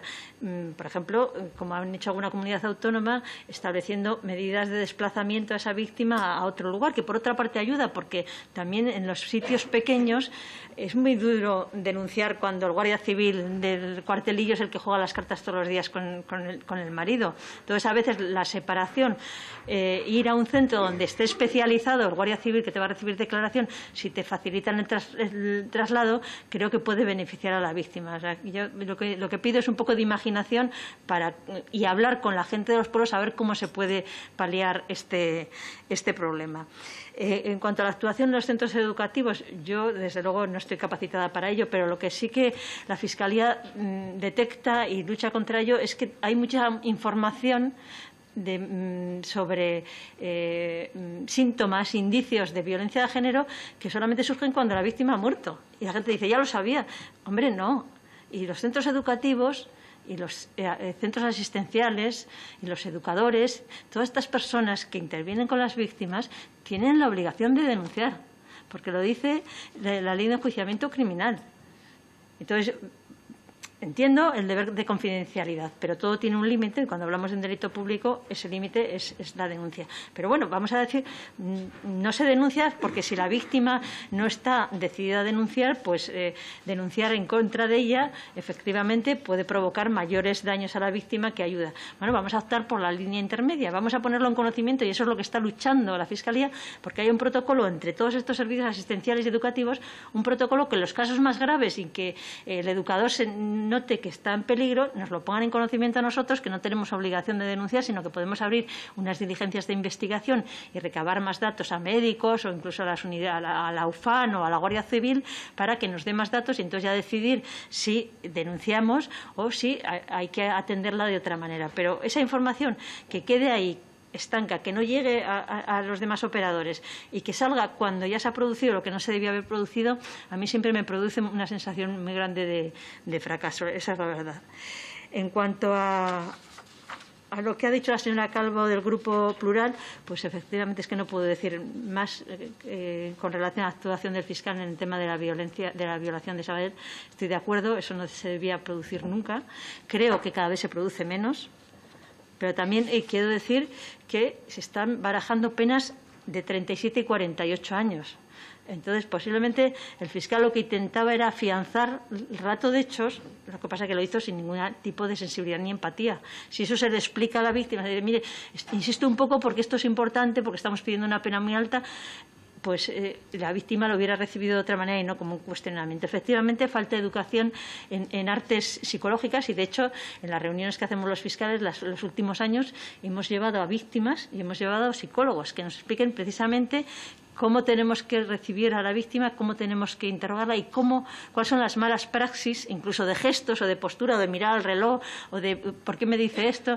Todas estas pequeñas cosas que parece que en lugar de estar cuestionando al agresor, al que está en ese momento siendo enjuiciado, lo estamos cuestionando a ella. Creo que sí que falta mucha formación psicológica, pero la Fiscalía, insisto, los 2 últimos años hemos hecho mucho trabajo de formación llevando a víctimas que han querido venir a explicárnoslo y que realmente ha sido pero muy, muy clarificador para los fiscales.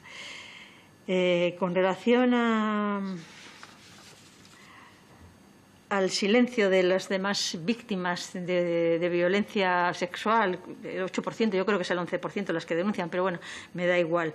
Es verdad que la violencia sexual y la violencia psicológica se denuncia muy poco, porque hay muchos problemas de prueba. si ya es difícil probar una violencia física porque se comete en casa, porque normalmente la mujer oculta ella misma los golpes porque todavía no se ha reconocido como víctima, pues imagínense una violencia psicológica, una violencia de humillación, una violencia de insultos continuos, una violencia... Eso muchas veces las mujeres dicen que es así, es que él es así, pero solamente es cuando se pone de mal humor o cuando yo lo provoco o cuando yo hago las cosas mal, pero si no es una buena persona. Entonces, la única forma de probar esa violencia psicológica es tener a las unidades de valoraciones forenses de los médicos especializados que nos hagan un informe y nos digan si esa persona tiene síntomas de haber sido víctima de violencia psicológica. Y eso, con el juicio rápido, que es el juicio a través del cual se ven la mayoría de los delitos, pues no se puede acreditar. ¿Y qué pasa si no celebramos juicio rápido, que puede ser en 15 o 20 días, y nos vamos a un juicio ordinario, a unas diligencias previas? Ya pasamos que igual el juicio se señala 3 años después. La víctima tampoco está dispuesta a aguantar ese tiempo. Y a veces los informes de los médicos forenses tardan 6, 8 o 1 año en ser realizados. Por eso insisto que para luchar contra la violencia de género tenemos herramientas jurídicas que hay que mejorar, pero las herramientas y los apoyos de profesionales que nos ayuden son absolutamente esenciales. A ver, ¿qué más puedo decir de esto? La violencia vicaria. Bueno, la verdad es que la violencia vicaria, el problema es que la verdadera drama es que se cometa, pero luego el tratamiento en los juzgados es absolutamente riguroso y las penas son altísimas. De hecho, ya estamos consiguiendo que la violencia, no solamente la violencia vicaria, sino la violencia con colaterales, que tenga como base hacer más daño a la mujer, se aplique también en ese delito de la muerte del niño o de la muerte de la nueva pareja de la mujer la agravante de género, porque consideramos que es lo que está detrás de eso. El no aceptar que la mujer pueda tomar una decisión ajena, rehacer su vida con otra persona y, en consecuencia, para doblegarla, no la mata a ella para que siga sufriendo, pero mata a su nueva pareja, mata al niño. Y la verdad es que las penas que se están imponiendo son muy altas. En este caso, y la violencia vicaria, en muchísimos casos, lleva aparejada la pena de prisión permanente revisable. Es uno de los casos en los que más se aplica. O sea, que el problema es prevenir esa violencia vicaria, que muchas veces no da señales porque se pasa de una simple amenaza verbal a matar a los hijos, lo cual parece que es impensable, y eso sí que es dificilísimo de prevenir. Hay que intentar, y de hecho el sistema Biogen ha mejorado los indicadores con relación al riesgo de que se pueda atacar a los hijos, pero sigue siendo muy complicado la prevención, que realmente es donde tenemos que poner el foco de atención. Con relación a lo que ha dicho la representante del Grupo Parlamentario Vox, pues vamos a ver, yo no sé si ella dice que ha ocurrido, de acuerdo, no puedo ni afirmarlo ni negarlo, pero estamos hablando de un caso. Pero sí que hay 2 cosas que yo no puedo aceptar. Primero, que diga que la Fiscalía no persiga las denuncias falsas, y segundo, que diga que esa persona es víctima de la ley.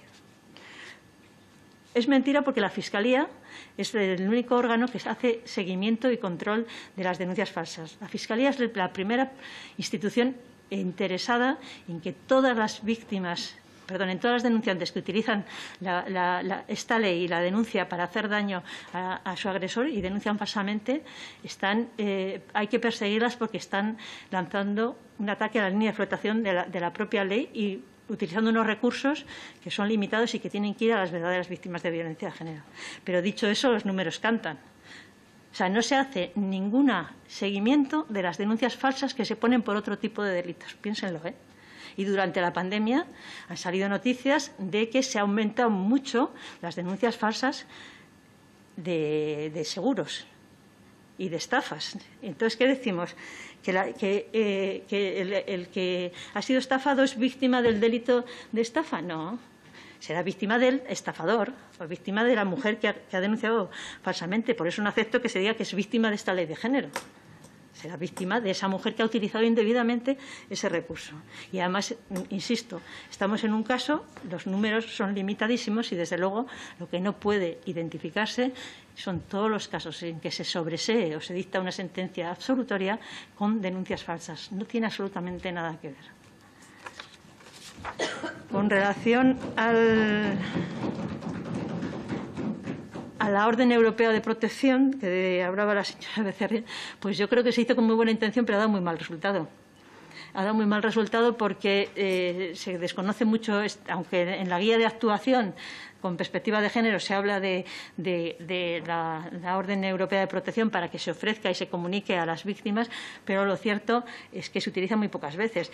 Y todavía la víctima que viene a España efectivamente se aplica, pero es imposible aplicar la Orden de Protección española a otros países porque no la aceptan. Otros países están mucho más atrasados en la protección de la víctima. Entonces, prácticamente, yo no sé si este año ha habido uno o ninguno. El año pasado hubo 2. O sea, es un recurso muy bien pensado, pero que habría que darle otra vuelta para que realmente sea eficaz.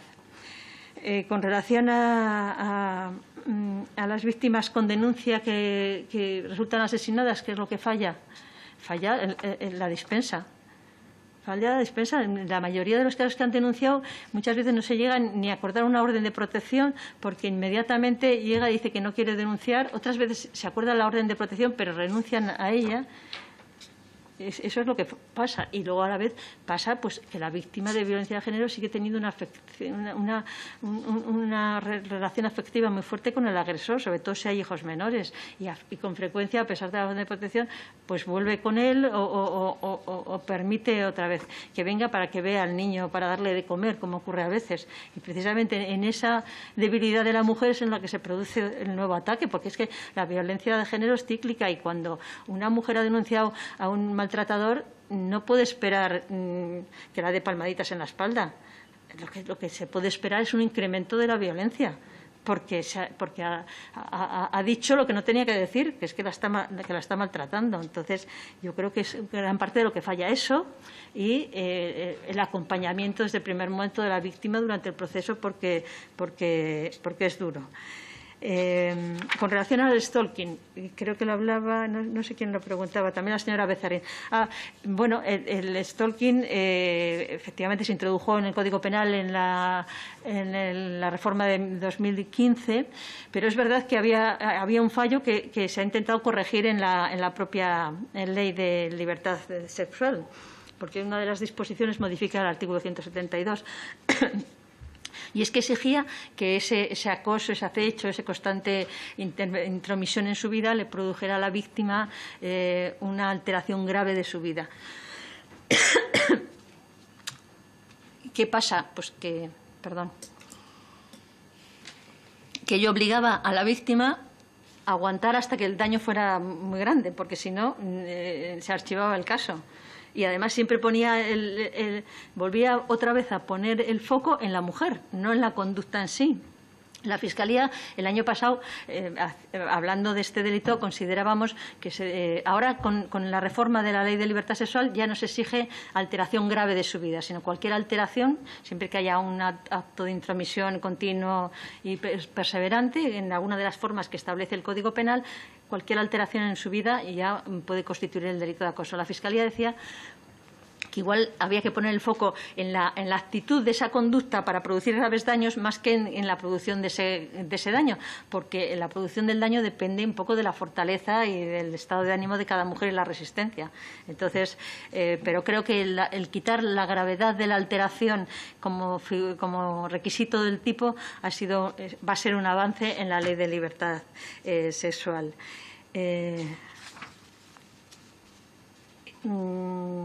La disminución de denuncias, pues efectivamente nos preocupa. Nos preocupa, pero pues habrá que seguir concienciando a las personas, a las víctimas, pero también a la sociedad, porque es que, insisto, siguen siendo muy pobres los datos de los vecinos, de los amigos, de los familiares, de los colegas de trabajo que conocen la violencia y que denuncian o que acuden a algún órgano para exponer y transmitir esta situación. Porque lo dice el Convenio de Estambul y lo ha dicho el gremio. No se puede dejar todo el peso del inicio del procedimiento y de la aportación de pruebas en manos de la víctima. Que la víctima está ya suficientemente vulnerada y tocada como para encima requerirle que aporte pruebas. Son los órganos judiciales la sociedad en general quien tiene que actuar con diligencia debida para aportar datos suficientes. Y con relación a lo que ha dicho la señora Canales de las guías de actuación, pues hombre, sí que intentaremos hacer un poco de seguimiento. Realmente a España en general yo creo que tenemos mucha información y mucho conocimiento, pero nos falta hacer evaluación, ¿no?, de las cosas, del efecto que las cosas que hacemos tienen. Espero que mis sucesoras pues hagan el seguimiento en el grado de aplicación de esta guía, que está hecha precisamente para eso, para que todos los fiscales sean, porque el tema es que en violencia de género actúan todos los fiscales, no solamente los especialistas, porque se va a una guardia y el que está es el que actúa, pues para que tengan conocimientos y criterios básicos para poder actuar con la víctima de violencia de género. No sé si he olvidado alguna pregunta, pero creo que he respondido más o menos a todas. Muchísimas gracias, señora fiscal. Comenzamos con el turno de réplica. El Grupo Parlamentario de Ciudadanos, la señora Muñoz. Sí, gracias, presidenta. Gracias, señora Martín. Brevemente, me ha quedado preguntarle antes por las unidades de valoración forense integral que venía en el Pacto de Estado contra la Violencia de Género. Se asumió construir unidades de valoración forense en un plazo de 2 años. Este compromiso que aparecía en el acuerdo 110 del Pacto, pues parece que pues no se ha tampoco desarrollado completamente, ¿no? Y quería preguntarle cuántas unidades de valoración forense integral faltan por constituirse y en qué situación se encuentran el resto de acuerdos previstos en el Pacto, donde la Fiscalía tiene responsabilidades en cuanto a su implantación. Y por último, en cuanto a las medidas cautelares de protección, bueno, pues en el informe hay se habla de diferencias entre juzgados de instrucción de guardia, juzgados de violencia, se habla también de diferencias entre las distintas comunidades autónomas y querría saber qué explica la diferencia en lo relativo a la concesión de medidas cautelares en caso de violencia de género por comunidades autónomas, si tienen identificado un poco ese perfil y si estas diferencias en la adopción de medidas cautelares estuviera redundando en una menor protección de las víctimas por violencia de género. Muchas gracias. Muchísimas gracias. El siguiente grupo parlamentario tiene el turno plural. Señor Badolví. Sí, compartiremos el tiempo. Muy corto. Si usted pudiera poner deberes al Gobierno, ¿qué deberes le pondría? Señora Calvo, puede continuar. Yo únicamente quería darle las gracias por su sincera respuesta y comentar que, aparte de escuchar a las víctimas, que puede ser formativo, insistimos en que estaría muy bien que esos cursos que se ofrecen desde el Consejo General del Poder Judicial también contemplaran formación por parte de profesionales de la psicología. Gracias. Muchísimas gracias. El turno de parlamentario de Unidas Podemos va a intervenir el Grupo Parlamentario Vox, la señora Toscano. Gracias. Gracias, señora Martín. Quería hacerle algunas puntualizaciones. Usted ha comentado al principio que la violencia contra las mujeres es una vulneración de los derechos humanos y yo quería puntualizar que la violencia contra cualquier persona es una vulneración contra los derechos humanos. Ha comentado que es una cuestión de Estado la violencia contra las mujeres y yo quería reivindicar que la violencia contra cualquiera en el ámbito familiar debería ser una cuestión de Estado. Y sobre el tema de las denuncias falsas que ha comentado antes, sobre el caso que ha contado mi compañera, bueno, partimos de que la Fiscalía no informa de todas las denuncias falsas. Empezamos por ahí, o sea, ya empezamos mal. Usted sabe mejor que nadie que la Fiscalía informa solo de cierto tipo de denuncias falsas y de ciertos tribunales y de ciertos años. O sea, tienen que tener ciertos requisitos para que se informe de esas denuncias falsas. Y usted, por ejemplo, ha comentado que del 80% de las denuncias que se archivan por violencia de género, que por supuesto que no todas son denuncias falsas, y eso le doy toda la razón, pero no todas son tampoco porque la mujer se acoja a la dispensa de declarar. En ese 80% todos sabemos que ahí hay denuncias falsas y que no se persiguen y que no se deduce testimonio a la mujer.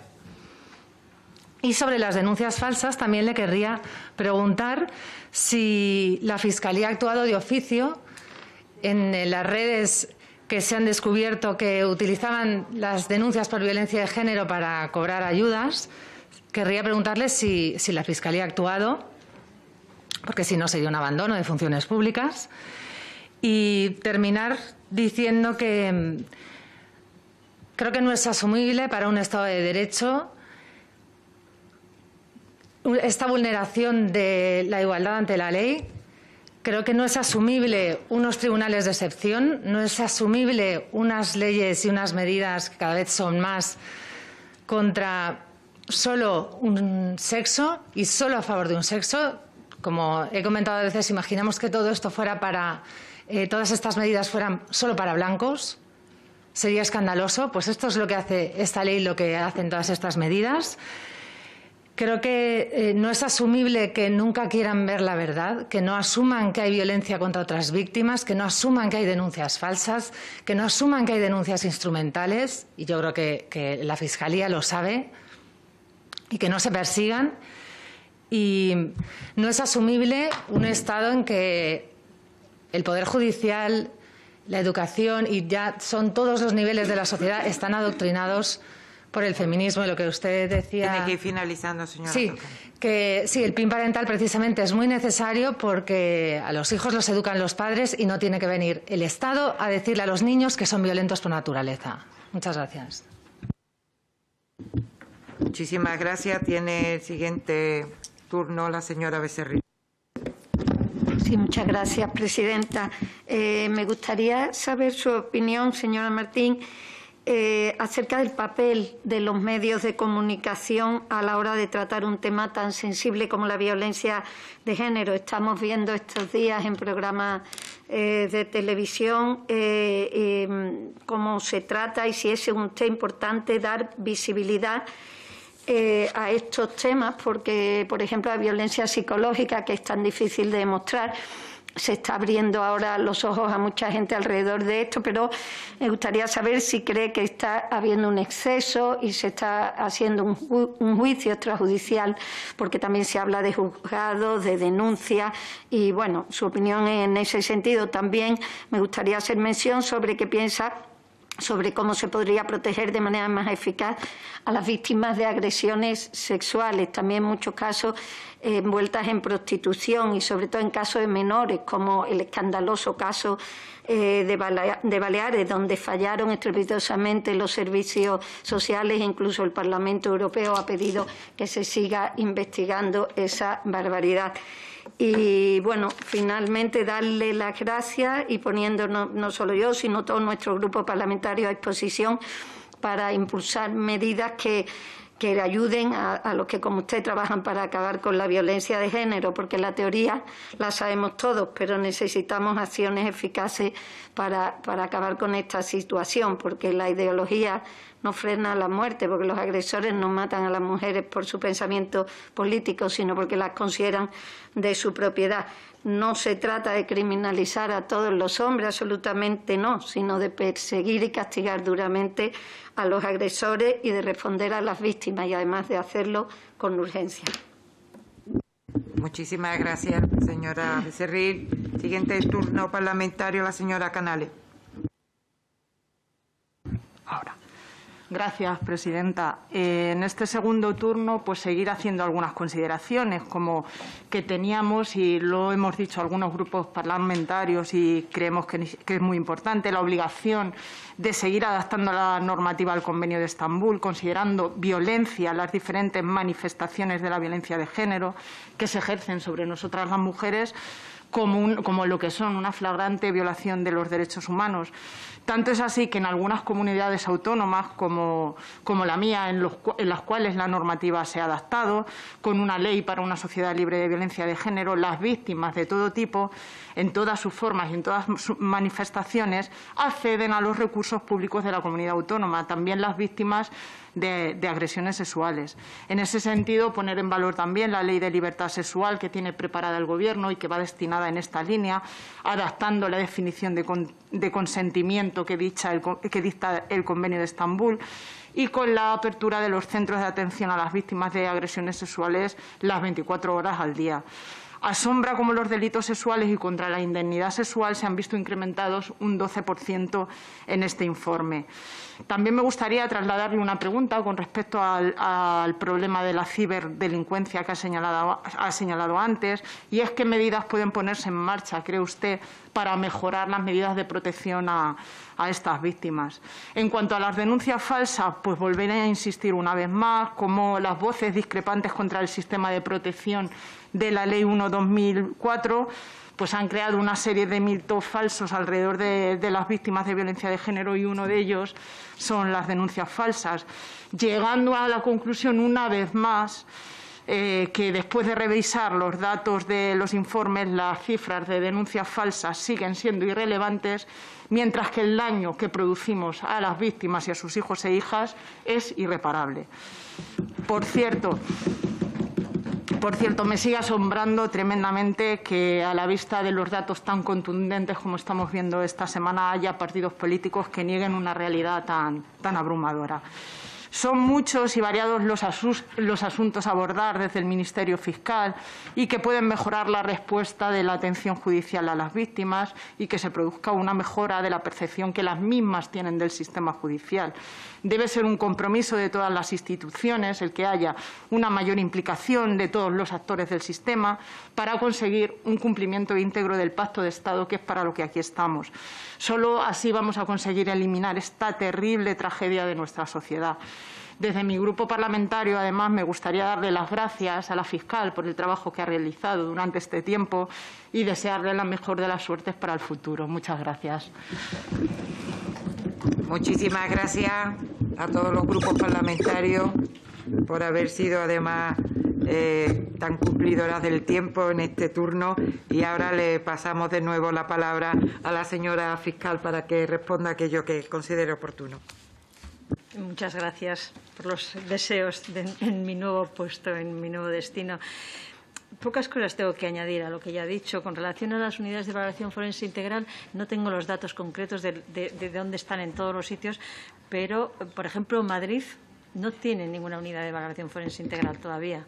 O sea, que hay sitios que está súper atrasado, y luego hay otros sitios en que hay una vacante del psicólogo y no se cubre esa vacante durante mucho tiempo, y entonces son informes totalmente incompletos. Las medidas cautelares y la protección.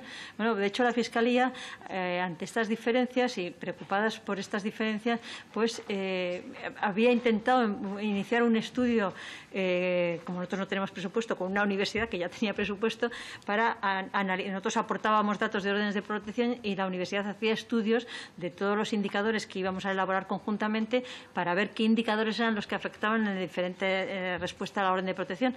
Pero lo cierto es que la pandemia ha paralizado este proyecto, como otros muchos, pero a mí me parecía muy interesante hacer una labor de campo entre la universidad, que tratase los datos, y nosotros que se lo facilitábamos, para ver realmente dónde estaba el problema de las diferencias. Con relación a que dentro de la formación en psicología y contar con expertos de psicólogos, me parece fundamental, y yo creo que es una de las cosas que vamos a apoyar aún más para conseguir. Con relación a la información imparcial que dice el Grupo Vox, no lo acepto. La Fiscalía no se guarda ninguna denuncia y persigue todas las que tiene conocimiento. Si usted tiene conocimiento de alguna, le rogaría, por favor, que lo pusiera en conocimiento de la Fiscalía, y la Fiscalía inmediatamente estudiaría si tenía que formular denuncia y ver los indicios. Se lo digo en serio, porque somos los primeros interesados en que las denuncias falsas sean castigadas. Y luego yo no la voy a convencer de la constitucionalidad de la Ley de Violencia de Género, porque ya lo ha dicho el Tribunal Constitucional, que es perfectamente compatible con el principio de igualdad que establece el artículo 14 de nuestra Constitución. El grave problema de los medios de comunicación. Pues yo creo que los medios de comunicación son importantísimos a la hora de trabajar en el tema de violencia de género. es muy complejo el tema del tratamiento. Claro, hay que distinguir lo que es el debate social de lo que es un debate jurídico o un debate político. Cada uno tiene sus reglas, pero yo creo que tiene muchos peligros el lanzarse a los medios de comunicación de esa manera, porque puedes resultar todavía más revictimizada que apoyada. Esa es mi idea en general, y que hay que también fomentar la formación de los medios de comunicación para que traten el tema de la violencia de género y a las víctimas como lo que son víctimas de un problema muy grave que necesitan ayuda. Y, finalmente, medidas de protección en tema de ciberdelincuencia. Bueno, ya se han puesto en marcha algunos con la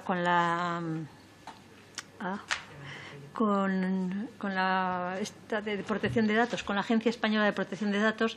Hemos hecho con el Consejo General del Poder Judicial, con el Observatorio y con la propia Fiscalía un convenio o un acuerdo de denuncias inmediatas, de tal manera que si la víctima pide al operador que retire esa materia que afecta a la mujer, que trata a la mujer de una manera como un objeto cosificada o que tiene injurias o amenazas, pues entonces, si en 30 días el operador no contesta, directamente se manda a la Agencia Española de Protección de Datos y ella establece un canal prioritario, se llama canal prioritario, en virtud del cual ordena la retirada de ese contenido. Creo que es muy importante, creo que hay que darle más publicidad a ese sistema para que los abogados y demás lo conozcan, y las oficinas de atención a la víctima, para que asesoren a la víctima, que pueden utilizar esa vía que yo creo que palía en parte los efectos que produce en las redes sociales la publicación de esas noticias. Y, finalmente, pues lo que me preguntaba Plural, de qué deberes le pondría al Gobierno. Pues, bueno, yo le diría que fuera muy riguroso a la hora de tomar medidas y que contase siempre con todos los operadores jurídicos, sociales, asistenciales, antes de tomar medidas. Creo que la violencia de género es lo suficientemente seria, hay pocos recursos, pero no hay que gastarles inadecuadamente, sino que hay que ir directamente a aquellos temas que son importantes, que son más importantes, hay que priorizar, y para ello hay que contar con las personas, con las instituciones que están en tratos continuos con las víctimas y que conocen lo que es la violencia de género. No tengo nada más que decir. Muchas gracias a todos por su atención. Pues darle las gracias a la fiscal de sala delegada de violencia sobre la mujer, a la señora Martín Nájera, por su comparecencia en esta comisión, y decirle que tiene esta comisión y otras para sus nuevas responsabilidades que vaya a mantener en un futuro próximo, abierta para próximas comparecencias y para escucharle siempre. Este Parlamento siempre está abierto a la escucha de los diferentes colectivos y responsabilidades que tiene este país. Y nada, con esto decir que se cierra la sesión. Muchas gracias.